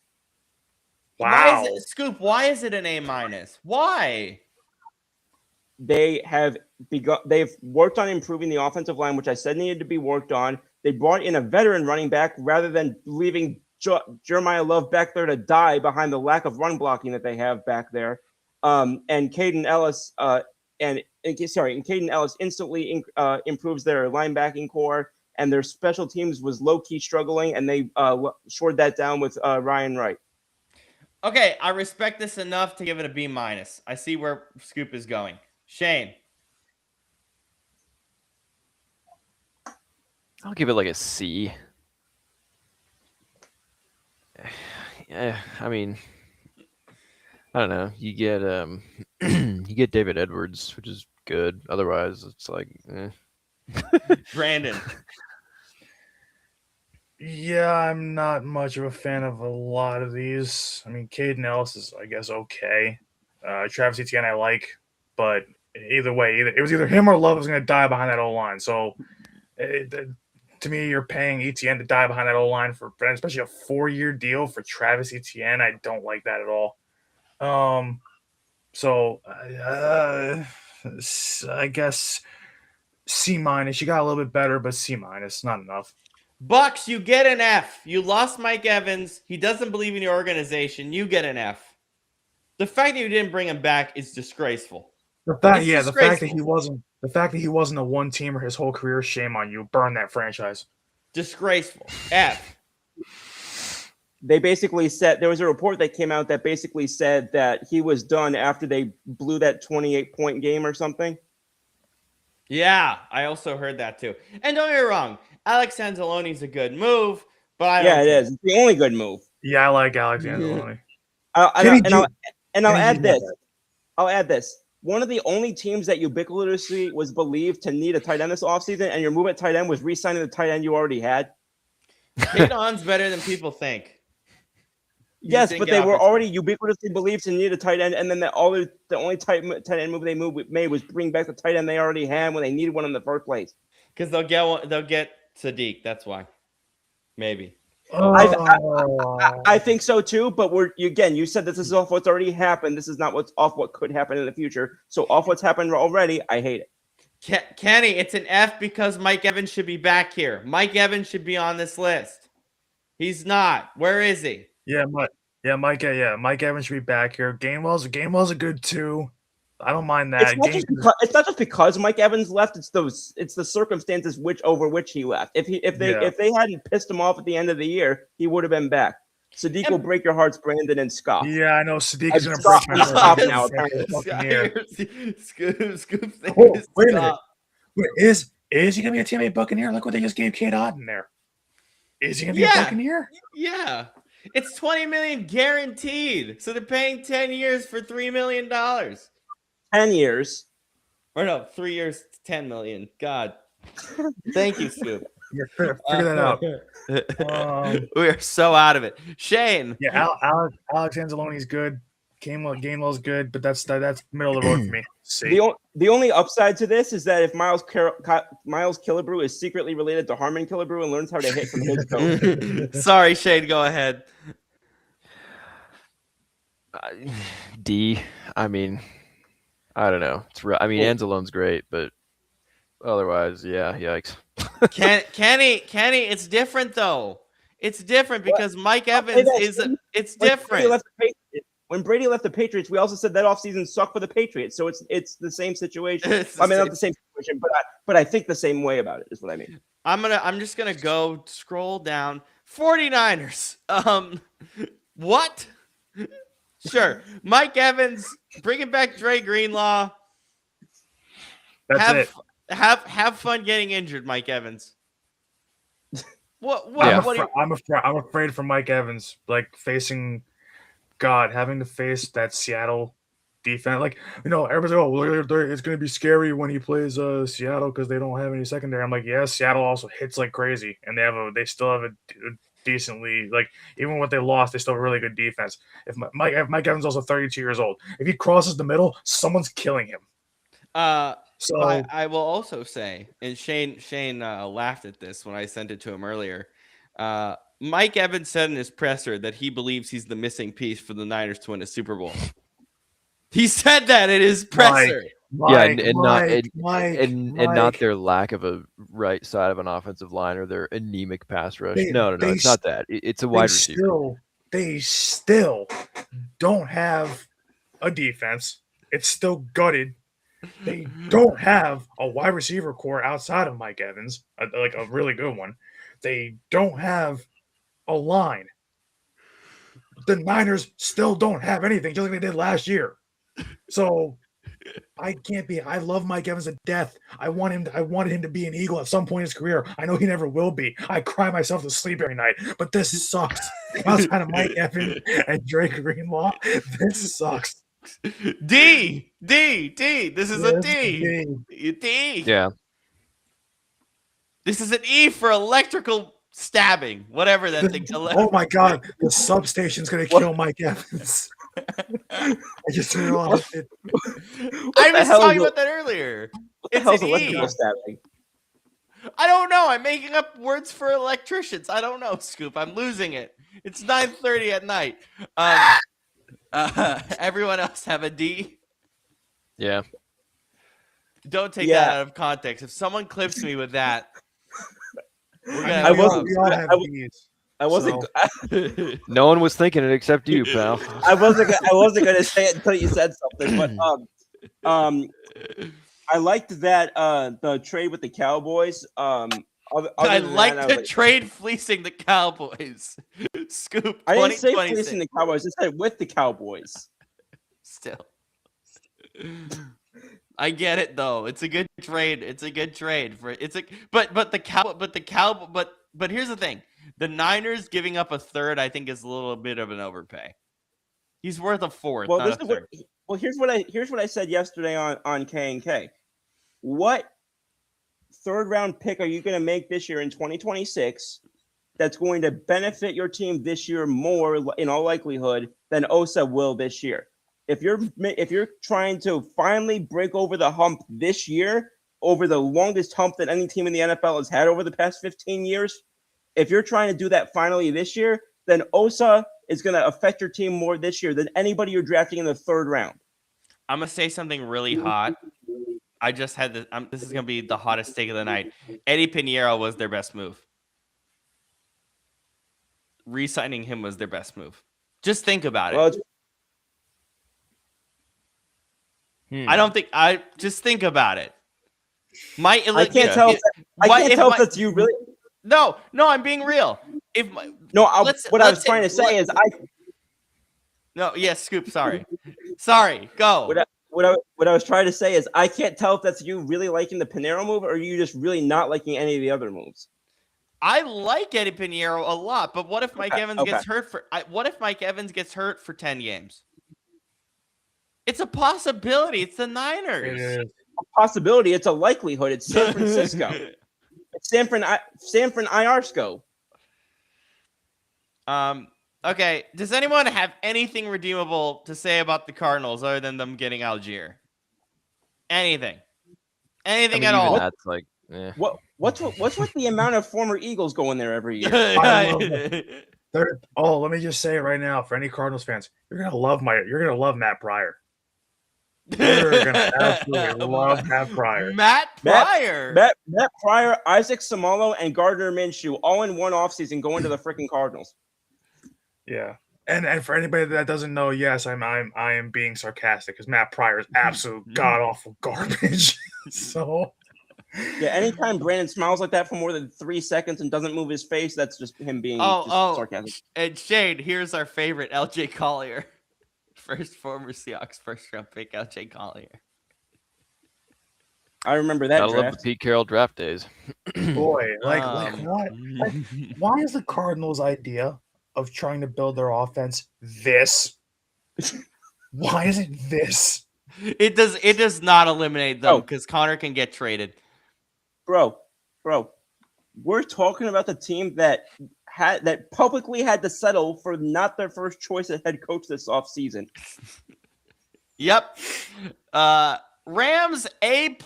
Is it a lot? Yeah, but they want to win A+. They're going all in on one final year. They're going all in. Let them do it. It's fine. I'd give it A+. an A minus probably. Yeah, I was gonna say A-. They're going all in on one final push. So I try not to say it on air, but I'm going to for the culture. Fuck them picks is back, baby. Yeah, baby. That's allowed. And- That's allowed on this Yeah. show. I love the Trent McDuffie move, and not just because it gets him out of KC. I love the Trent McDuffie move. Tyler Higbee is back, one of the most random career one-team guys, it seems, in NFL history. Cameron Curl's amazing. I love Cameron Curl. He must be great in the locker room because I do not understand for the life of me how he's been there for so damn long. But shout out Joe Cardona. I think very underrated as a long snapper. Oh my God, we're talking about long snappers. What has the show gone to? Oh no. We need to move on. Scoop just mentioned the long snapper. Oh no. Seahawks. Sure. Shane, anything. I mean, you guys are going through what See? we went through 2 years ago. So Yeah, Yeah, exactly. Yeah, we're just going Yeah. through Super Bowl It's- slumps. it's a complete C because it's the average of what happens every team to every team Yeah. that wins the Super Bowl. So I can't give it any higher or lower than a C. All right, good job, guys. We did it in a good time. There was some really bad moves. that actually wasn't bad. Yeah. There was some really bad moves in here, to be fair. Oh, Okay. I know people are going to disagree with us, but and I know Kenny disagrees with a lot of what we said. But listen, that's why we're doing the show. That's part of the great thing about sports. Yeah. Shows. I mean, how interesting is a sports show if you're going to all agree on it? That's going to suck. I like Yeah. that. This is the thing I like about sports. We just yelled for an hour and 30 minutes about contract dollars. What is life, man? Like, do you guys think about that? I thought I can't wait to see your existential 2 a.m. thoughts tonight, knowing that the last thing that I said on this show was about a long snapper. That is my existential thought. We just yelled for an hour and 30 minutes about guys making $100 million. Yeah, and it's only still like lunchtime out. You where know why? You know why we're only yelling get- about it? You know why we're yelling about it? Because it's not us making that money. That's why. Fair. Yeah, seriously. Who would have thought that to be a wide receiver 3 or wide receiver 4, you get 112 million? Yeah. All right. So Shane, since we're on a new network, talk about the movies you did last year as a whole and what you were trying to achieve, because I think you did a great job overall.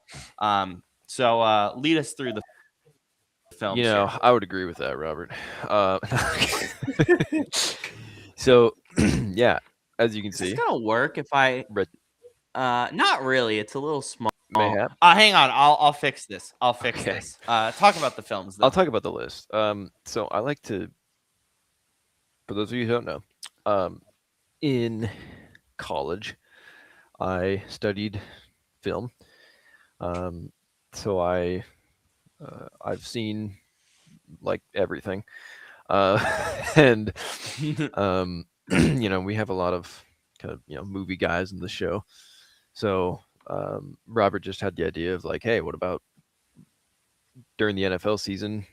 Each week you have us watch a movie, for a particular reason. I was like, okay, yeah, that could be cool. So this is now the third year we've done this. So the first 18 weeks are mostly mine. Some of them were like suggestions that guys had, and I was like, oh yeah, that's a good one. Let's put it in, or whatever. And then for the playoffs, we have Robert chose September 5 for the wild card round. Brandon chose The Town for the divisional round, and then Scoop chose $1 Million Arm for the conference championship week. Conference championship. Yes, English. So I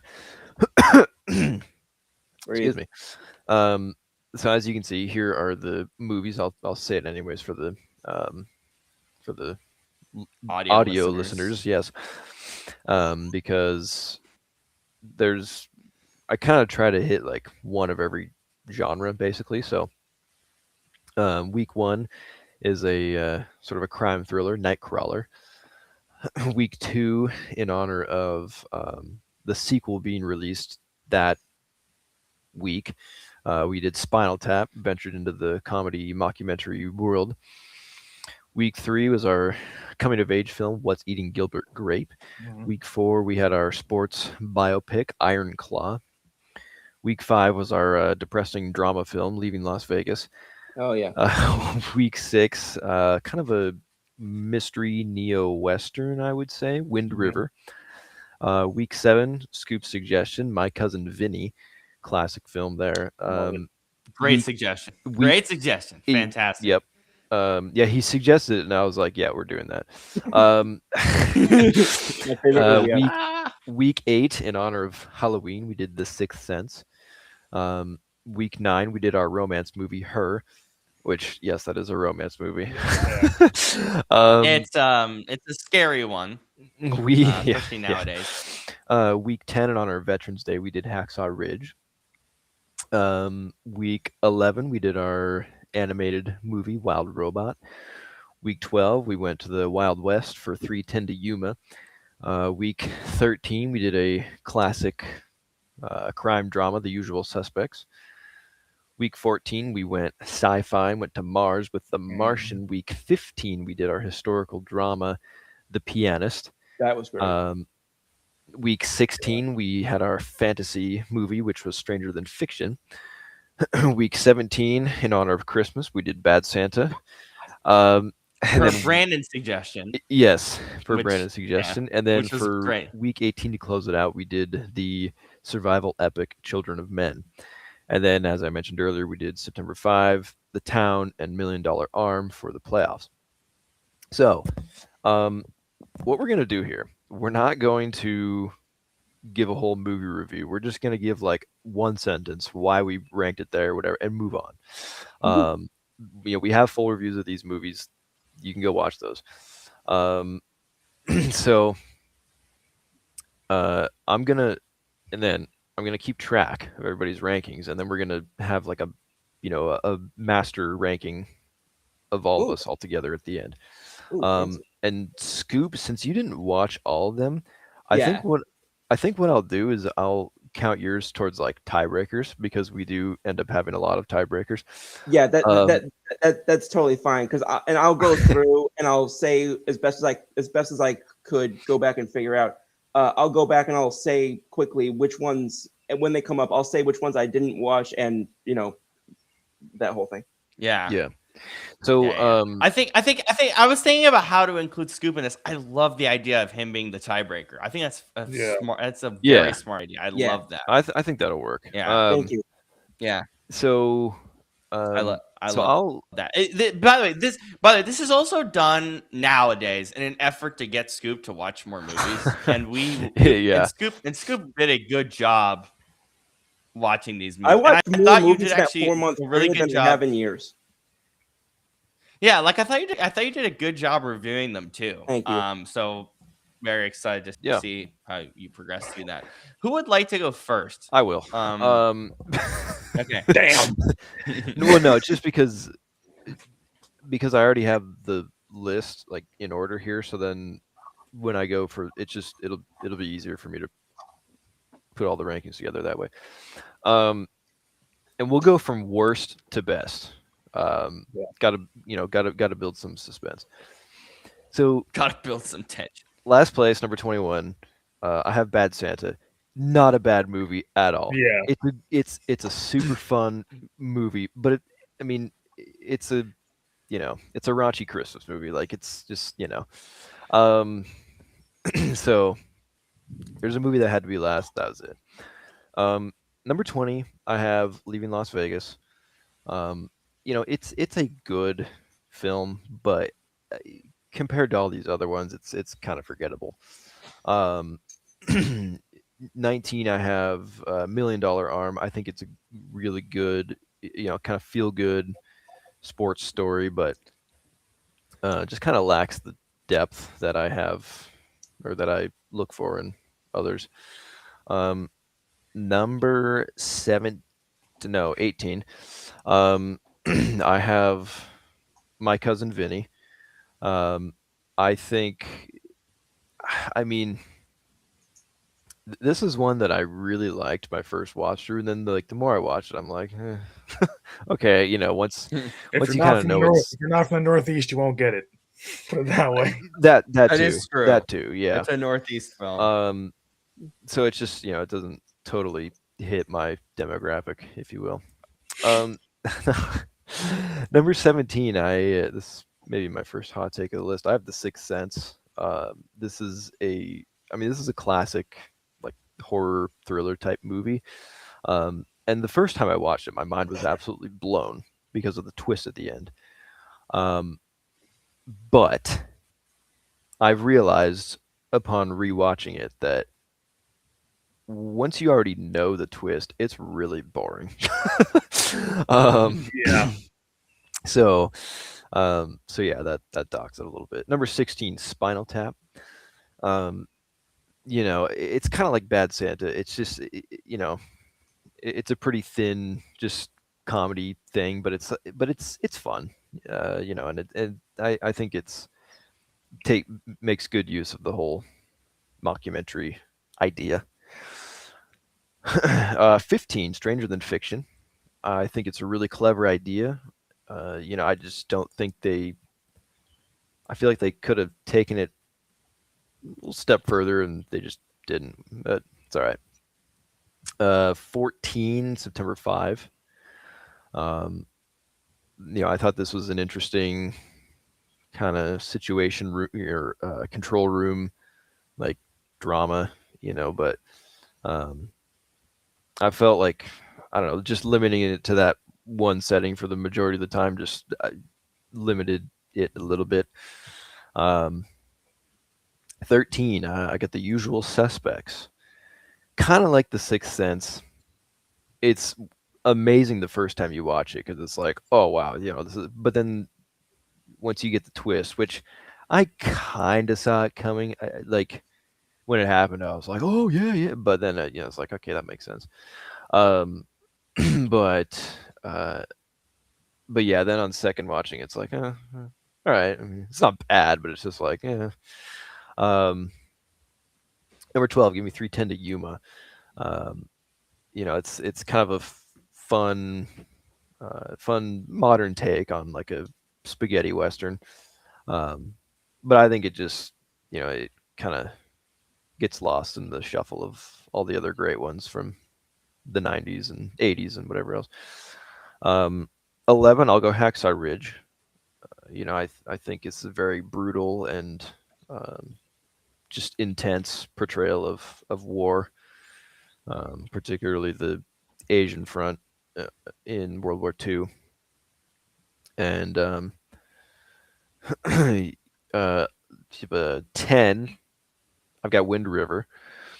I really like Taylor Sheridan's writing for in film and TV and whatever, and I think this is good work of his. 9, I have The Town, brought to you by Brandon.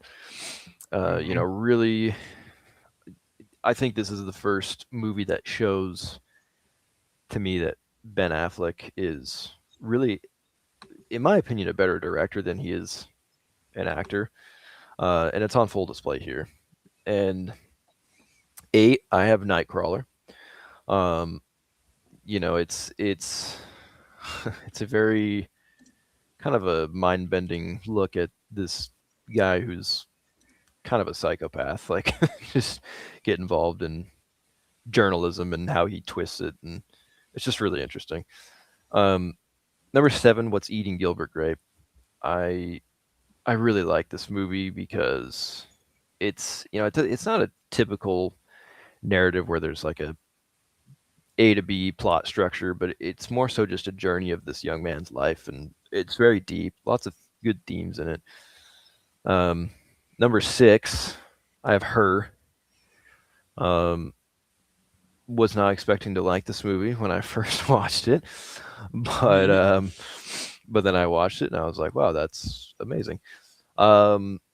Yeah, it's and kind of terrifying, as Robert said. When it came out, It's extremely terrifying. when it came out, it was like, oh yeah, this is a a sci-fi comedy kind of thing. But now it's like, no, this is kind of real. It's happening. Um, No, it's happening. Yeah, It's happening. and yeah, that's a movie of any of these that has aged incredibly well. 5, I have Iron Claw. This is another movie that shocked me because, as you guys know, I hate biopics. But this movie blew me away. Hate them. Hate them. They're the worst things ever. But this movie blew me away.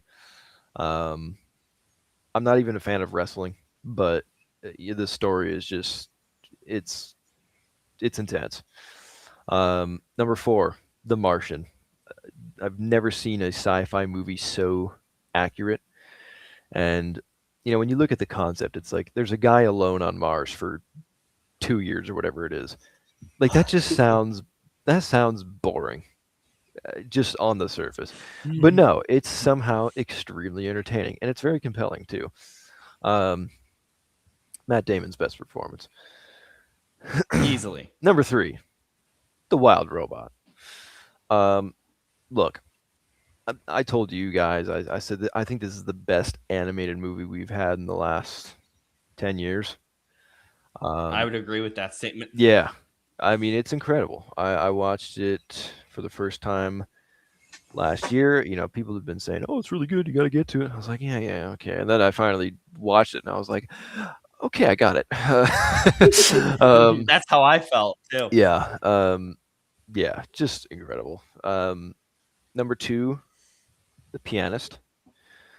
Very hard watch, but Mhm. I think it's a very important watch, I would say.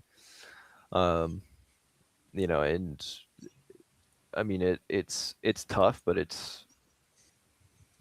there's really deep meaning to it, and um, you know, it's just one of those historical things you look back on. It's like, wow, how did that happen? You know. Yeah. And number 1, I have Children of Men. I, you know, if you know anything about me in my taste, you know, I love like The Last of Us or Logan, movies like Yeah. those, or Yeah. games in that case. This movie We need is to make Scoop watch Logan. We need to make Yes. Scoop watch Oh. Logan. I think about that on a daily basis that we need to make him watch Logan. I mean, It's so good. I think this movie is like the pinnacle of that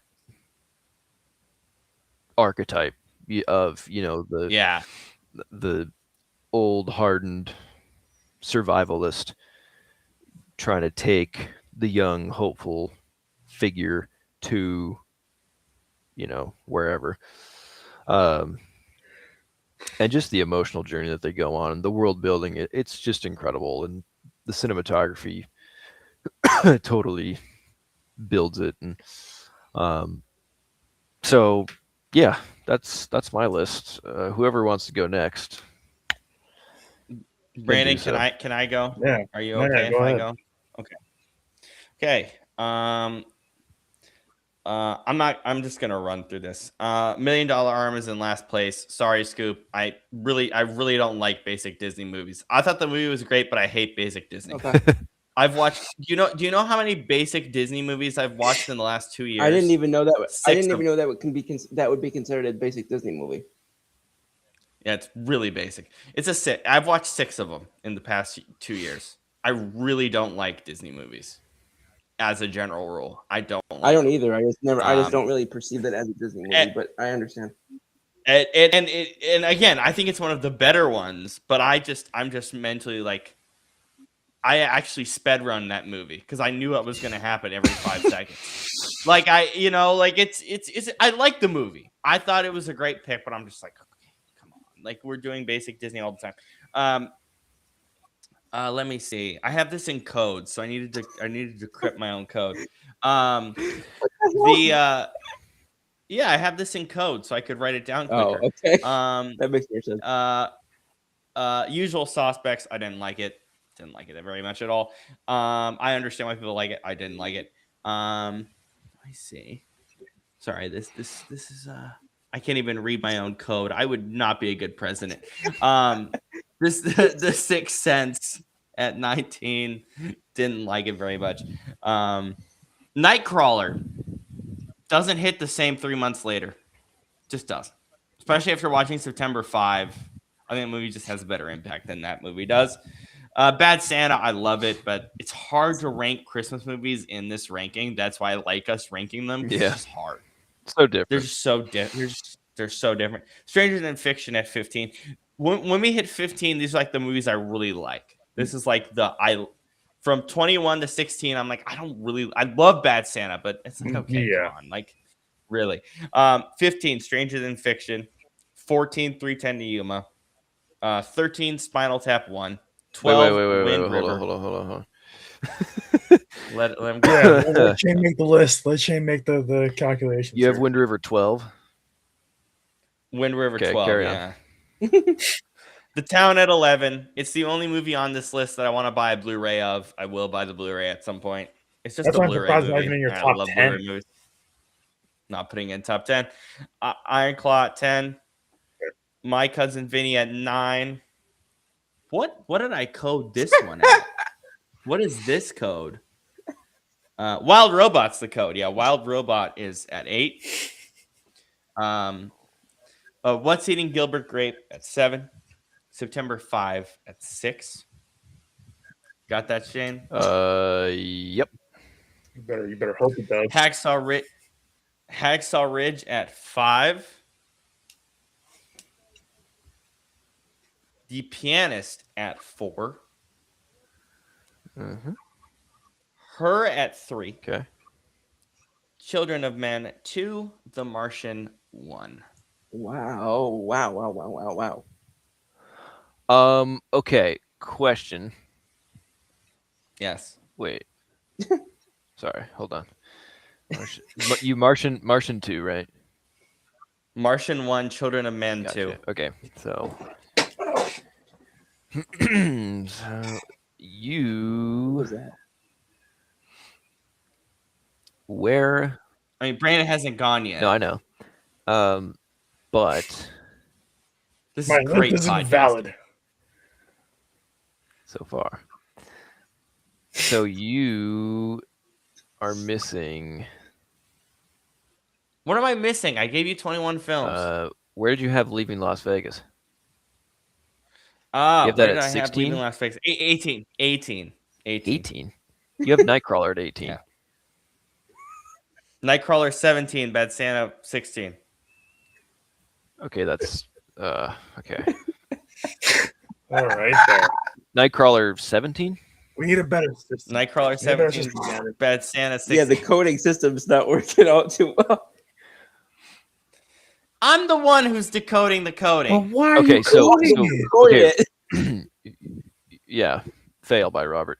So just to confirm, from worst to best, you have $1 Million Arm, The Usual Suspects, Yes. Sixth Sense, Yes. Leaving Las Vegas, Leaving Las Vegas. Nightcrawler, Nightcrawler. Bad Santa, Bad Santa. Stranger Than Fiction, 310, 310. Spinal Tap. Wind River, Town, Own. Iron Claw. Claw, My Cousin Vinny, Vinny. yep. Wind Robot. River. Oh yeah. I'm messing up, but no, I Wild got Robot. it. No, I got it. Wild Gilbert Robot.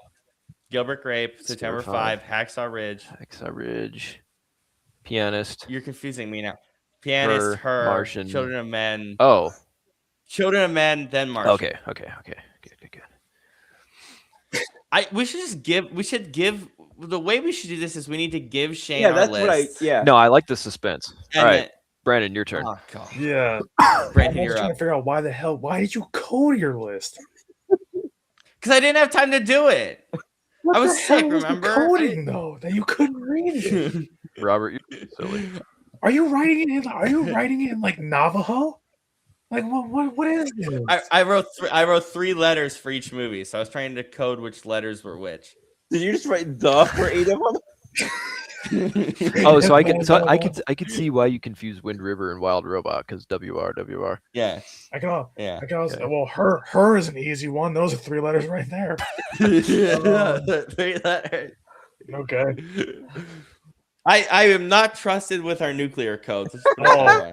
Jesus. No Oh, trust with the God. nuclear Okay. The nuclear football. Oh boy. I don't even know where to go from there. All right, Brandon. Alright, your What turn. mic sounds like it's windy outside? What is happening? Okay. No, I don't know. Yeah, so Scoop, did the 70-mile-an-hour wind come rushing into your doorway or something? What happened here? No, I probably spun around too far, and you probably heard my air a little bit stronger. Oh, you spun around. I'm in a wheelie chair. Spin around. Okay. All right, Brandon, go before we start losing it more. yeah, please. Yeah. So I'm Worst to best. I'm already noticing a trend because obviously the movies that we each have said to each other that we don't like the types of movies that we don't like, we're putting them near the bottom, and we've done it every year so far. Like you guys remember me saying that that out of all these different kinds of movies, like animated is just not my favorite. So that's why Wild Robot is dead last. Oh God damn it, that is awful. That's why it's dead last. Brandon, that's maybe your worst take you've ever had. Listen, man. This bad. Listen, man. All When right. it comes to animated Scoop, movies, you're next. wow. I mean, No, Wild just Robot kidding. was also my bottom rank. Let's go. I couldn't Damn watch it. I have it. epilepsy. Oh, that's right. Oh, Yeah. well, that doesn't count then. Oh, damn That right. doesn't count. Why are you putting it on the list? Excuse me, sorry. I have it noted that the ones that I couldn't watch are automatically like on a different, like on the bottom. Oh boy. Fair enough. So yeah, so yeah, I figured I would piss people off with my list, but you know what? It's my list and I'm sticking to it. This is America, damn it, and I have the right to my opinion. Even if it's wrong by your standards, I have the right to my opinion. All right.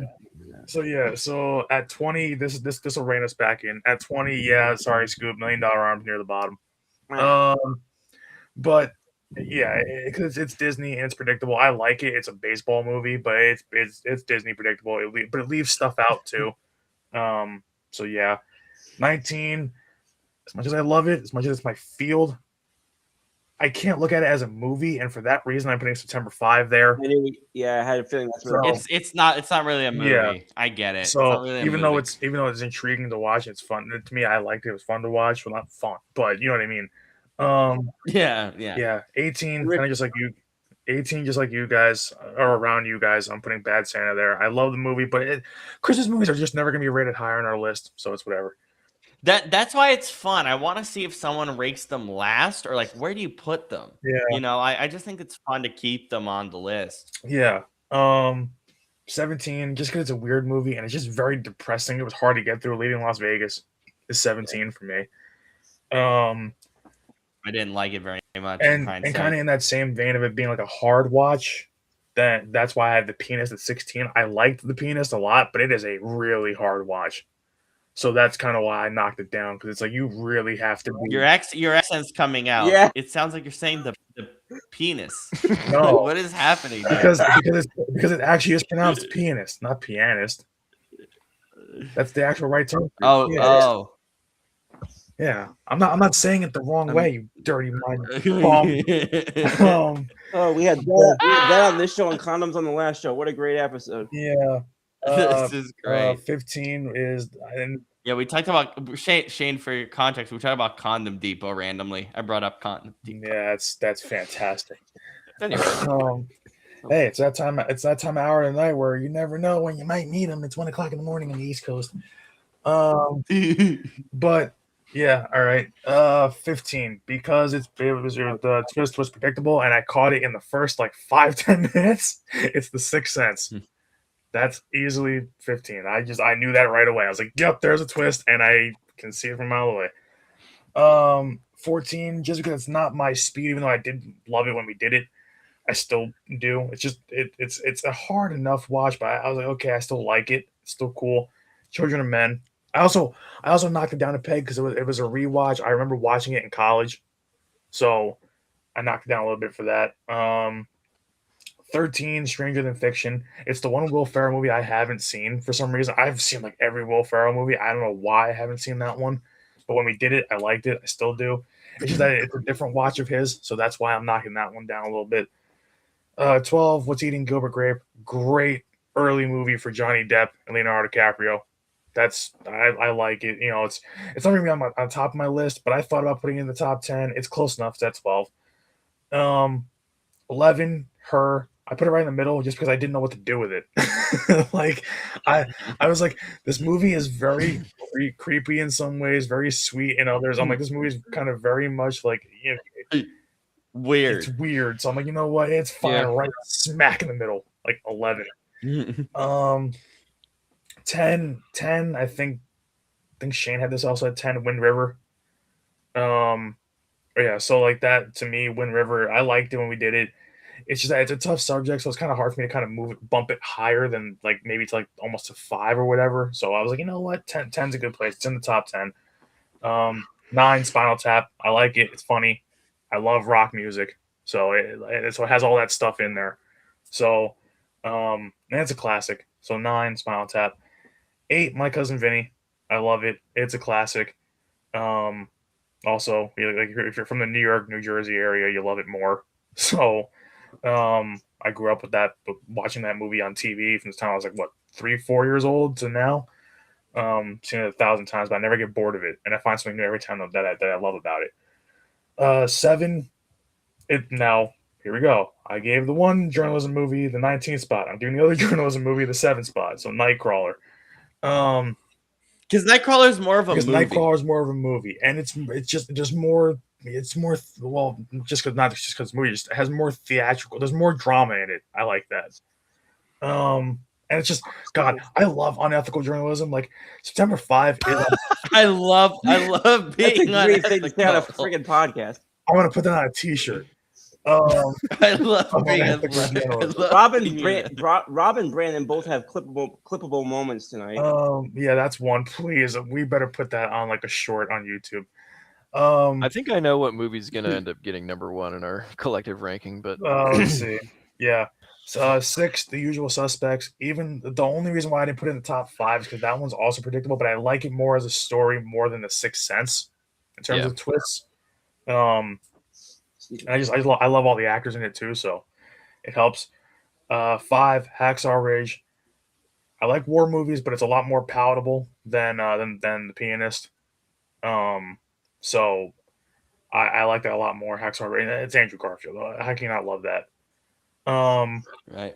4, the second Shane recommended this in the year. Like basically my top 5 are the ones that I was like, yeah, these are like I love these to death. 4, I don't like westerns, but this is the one western I do like, and I told you guys I did. 310 to Yuma. Yeah. Because I could watch that movie over and over and not get tired of it. Number 3, obviously, as someone who grew up, the one out of the 4 of us that grew up a pro wrestling fan, Iron Claw is 3 for me. Plus, I know Makes this. sense. I know. I'm very excited. I'm very excited for WrestleMania. I bought a T-shirt for it, so I'm hyped. I'm ready to go. Yeah. So yeah, 3 is Iron Claw, and I love the Von Erich story, even though how tragic it is, but it's still, it's a really good movie. It's a modern classic already. It's only been out for a handful of years. So, 2 years, yeah. So yeah, number 2 is The Town. I picked it. I love those kind of movies. I love the actors in it. So yeah, I can't say enough about it. I love it when we did it. It's still fresh in my mind, even though we did it like 2 months ago.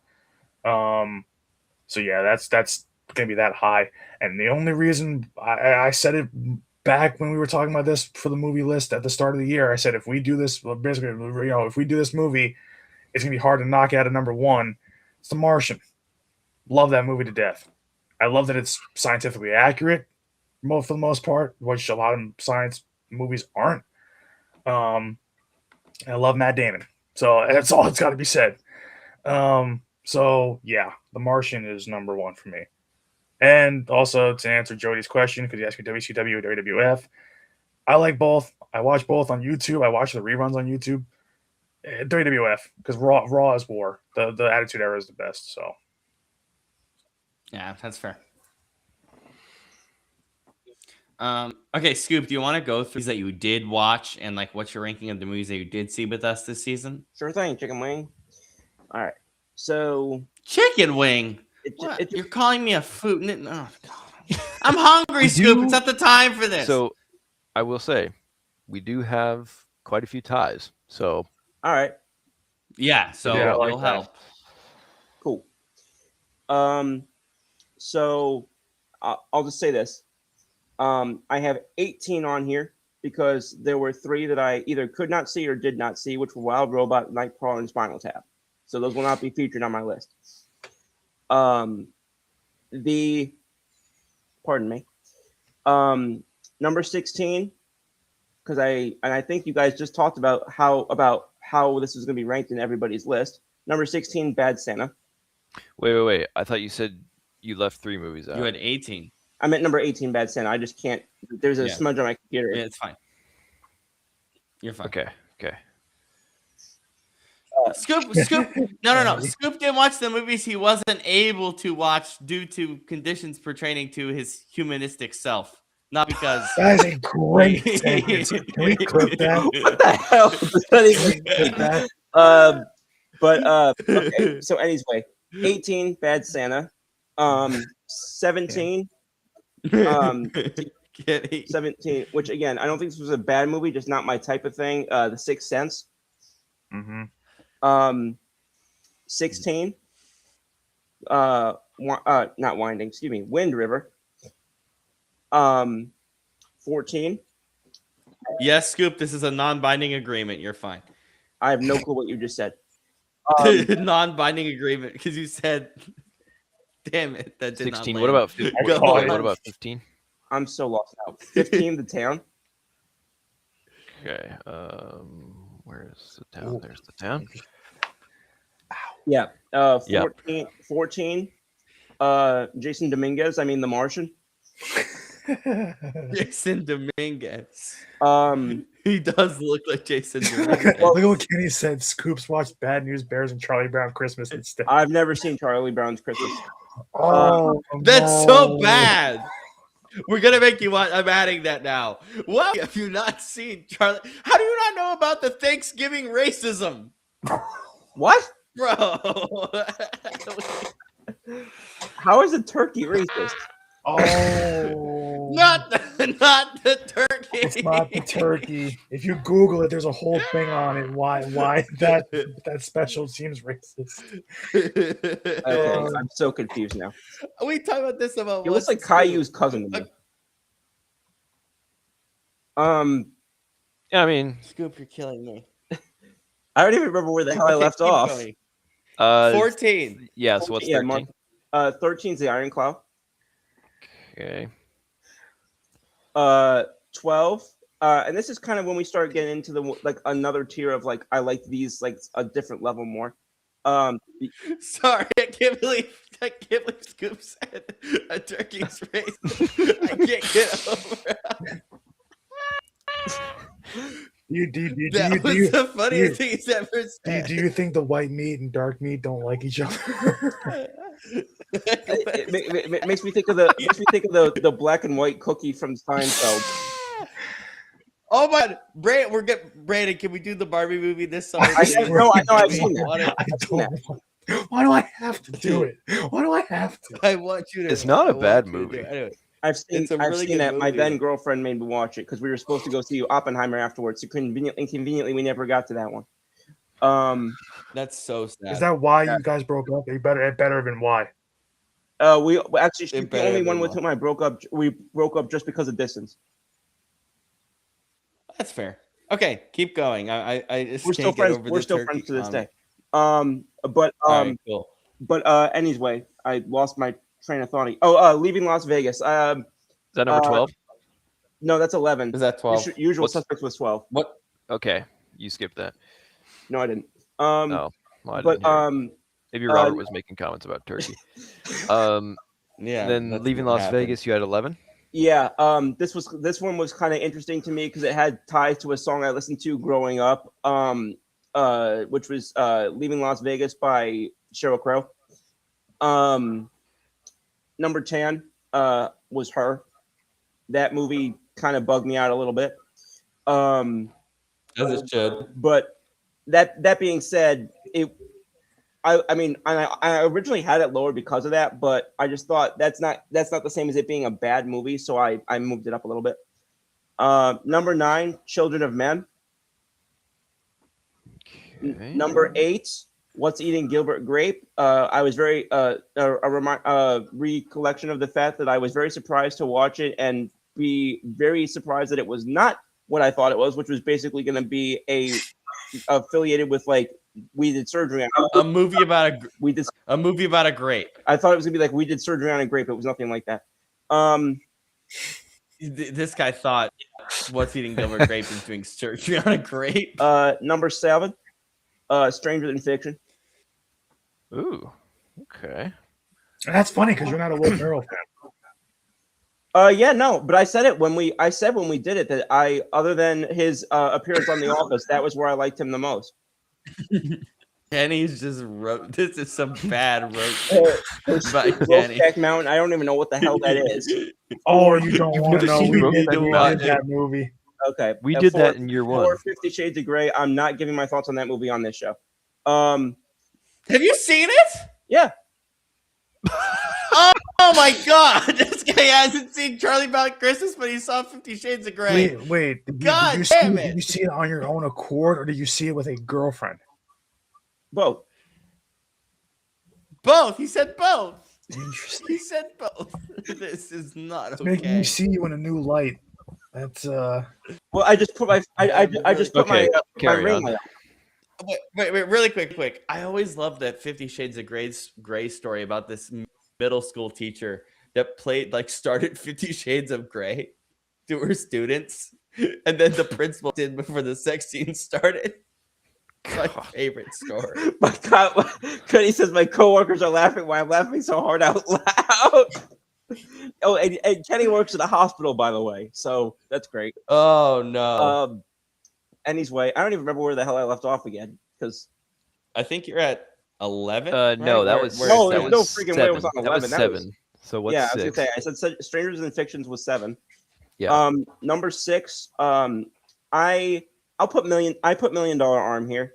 Yeah. 'Cause It's your movie. Yeah. It's your pick, right? But I did want to be fair that there were some movies that I very much liked that we're about to get to, obviously. In the top 5 now, number 5, it was a very hard watch, but I remember saying even though it was a very hard watch, it was a very good watch. And I like movies like that.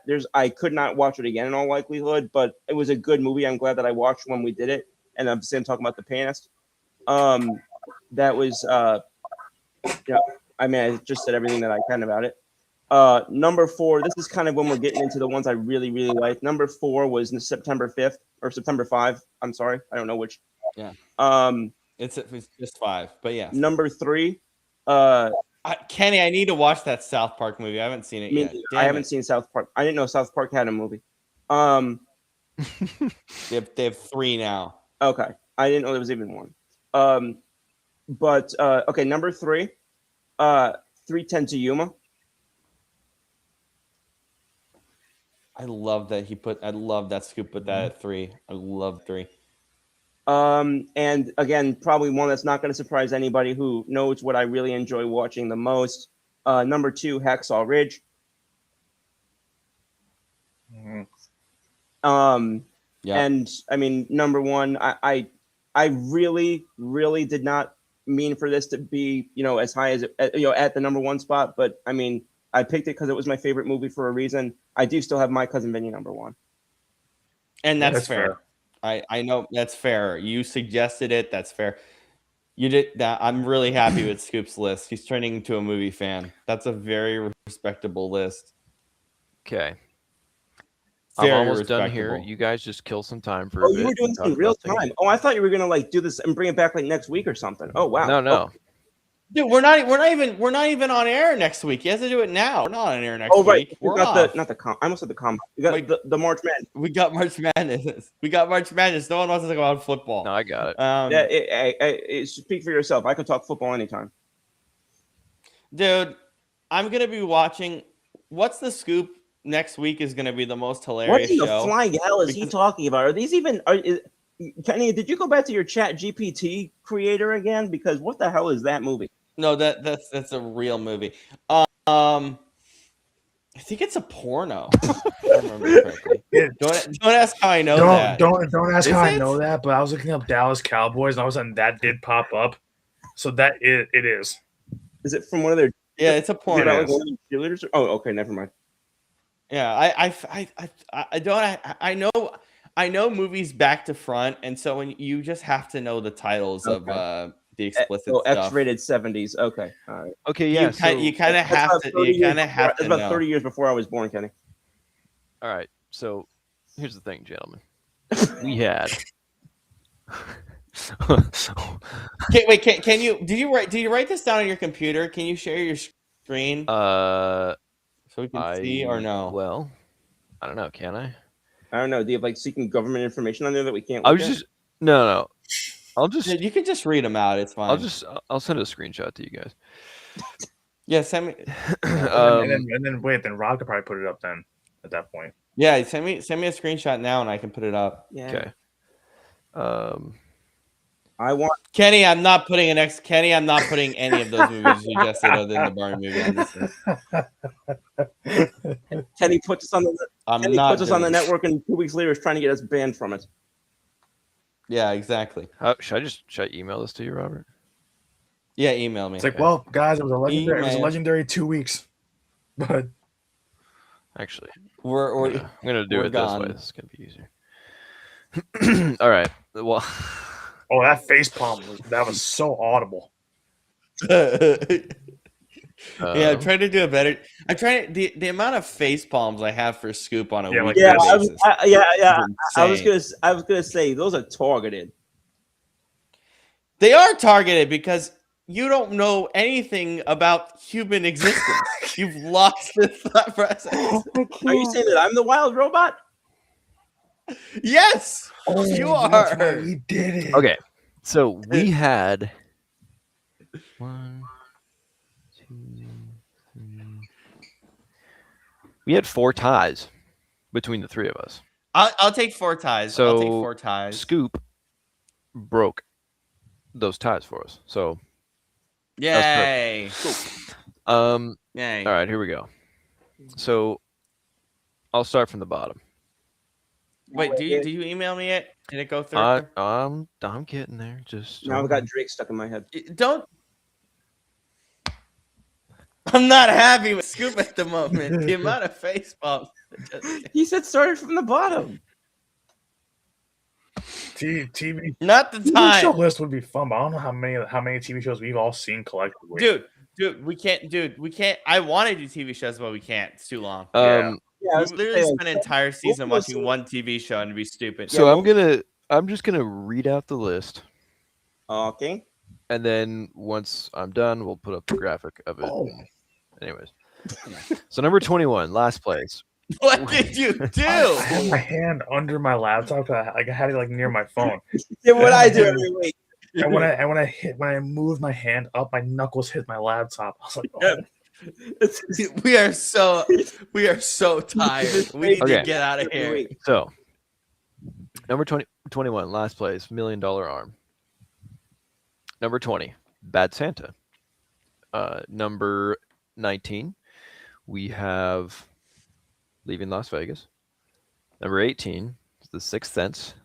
Number 17, Stranger Than Fiction. Number 16, My Cousin Vinny. Kind of surprised it. Oh wait, Damn, that- nope, that's wrong. That's wrong. Yeah, I That's was wrong. just saying, what?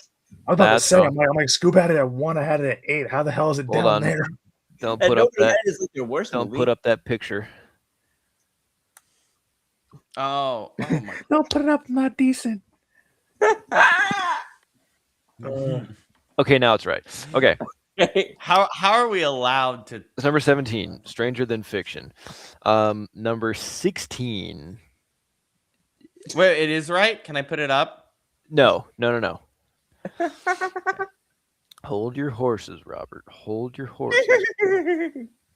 So- There it is. That was so good. Why was that This so is not good? 310 I Yuma. can't. Stop it. okay. So number 17 was Stranger Than Fiction. And then number 16, The Usual Suspects. Damn, Number 15, September 5. Yeah. Number 14, Spinal Tap. Number 13, My Cousin Vinny. That's the correct placement. 12, Wind River. 11, Nightcrawler. 10, Wild Robot. 9, 310 to Yuma. 8, What's Eating Gilbert Grape. 7, The Town. 6, The Pianist. And the top 5, we have Hacksaw Ridge, Her, Iron Claw, Children of Men, and number 1, The Martian. Yeah. I'm really happy with that list. So there you go. I'm really happy with it. I'm really happy with it. Okay, now I'm gonna send you this, Robert. I'm gonna send you the real one this time. Yeah, this is we've lost the plot here. We've lost the Sadly. plot. Have we No ever had pun a plot? intended. Yeah, I was Okay, gonna. there. It was a Put plot. up Have we that ever one. have we ever had a plot? The answer is no. Hold on. God damn it, Shane. 1 second. What's wrong? Coding system malfunctioning? Yeah. Oh, that's exactly what's happening. It broke. Hold on, I gotta fix it. Yes, Kenny, pianist. Because that's the correct way to say it. Why does everybody like not realize that? That's the correct way to say it. I don't know. Oh, I'm too scared. I'm too scared to say it that way, though. You said it that way the first time. It's like extremely Why scary you scoop the because roots I don't in want the head? people. Why? I don't want to like. I don't want people to think about yellow liquid when they should be thinking about pianos. Blame the origin of the word. Yeah, really. Yeah, Blame the National Spelling Bee then at that point. true. The National Spelling Bee is one of the dumbest things in America. Can we do a live reaction Why to do that we- at some point? And watch No, and watch these kids we fail, would get fail to banned. spell things that we can't even spell. Although I will say Aquila and the Bee is a good movie if you ain't seen it. What movie? Aquila, What? Aquila and the Bee. You said spelling bee, so I thought of Aquila and the Bee. Oh, I don't know what that movie is. I need to look It's that about up. a spelling. The only movie it's about a. I thought it was about a bee. Okay. No, it's not the Bee movie, although I have seen that too.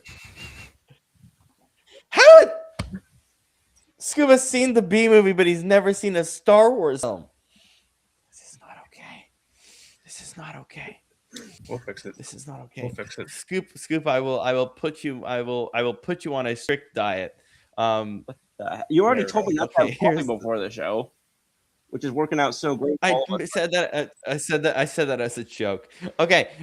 Here's the list in full. It's like Including kind of how. it's like look at that. Like, gee, I wonder where the Martian fell. 4-1-1-14. It's still stayed at number one Yeah. on the. I love Wild Robot. 3-21-8 not applicable. Yeah, but that was so all over the place. Yeah, I know. Mine dropped it. But listen, animated movies, it's really hit or miss. Listen, I mean, you the still only- could have counted it as my absolute bottom one because yeah, a movie that could probably put me in the hospital was definitely probably my least favorite choice. I just don't. That's my thing with Scoop and movies. I'm scared that any movie I send to Scoop to watch will put him in the Well, no, hospital because I don't know No, like bro, what to but, do. like with that's it. the only movie of the 18 that I watched. That's the only movie that literally said if you have epilepsy, da da da. It literally was the only one that had a warning of that. Scoop on Madden. It says on MLB The Show. It says if you have epilepsy, don't play it. You play 400 hours of it. It Same thing. it says be careful of it. It didn't say that there's gonna be flashing lights oh immediately. my god. This technicality. Okay. Here's the technicality. Yeah, Wild Robot for sure was kind of nuts. I think that's kind of the main one. My cousin Vinny did a good job here. I think. Wind River was But yeah. Wind River was very consistent. That was a good one. Yeah. Yeah. Nightcrawler, consistent Yeah. enough. Hacksaw Ridge. I made we this all- full screen for a reason, guys. Hacksaw Ridge. We all had high, except for Shane. Shane had it in the middle. Gilbert Grape, I love Veterans Day movies, man. yeah, Gilbert Grape was actually surprisingly it's not the right way to put it, but like it was also like it was right up there with Hacksaw Ridge as one that we all had pretty high. Kenny asked football movies watch list. We in August we do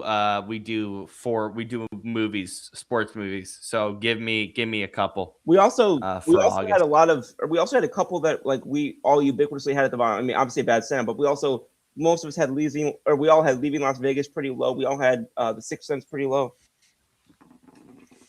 Yeah, Kenny, I'm not watching Draft Day again. That movie gives me an aneurysm. I hate that movie. He doesn't like seeing his Seahawks take the top pick.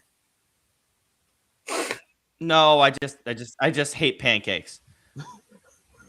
So you're not a pancake eating mother effer then. Okay. Yeah, no, I'm kidding. I love pancakes. I just wanted to make that joke, No, I know. and it didn't really land as No, well as I wanted it to. No, it landed. It wasn't. Never mind. I'm not going to finish that sentence. Okay.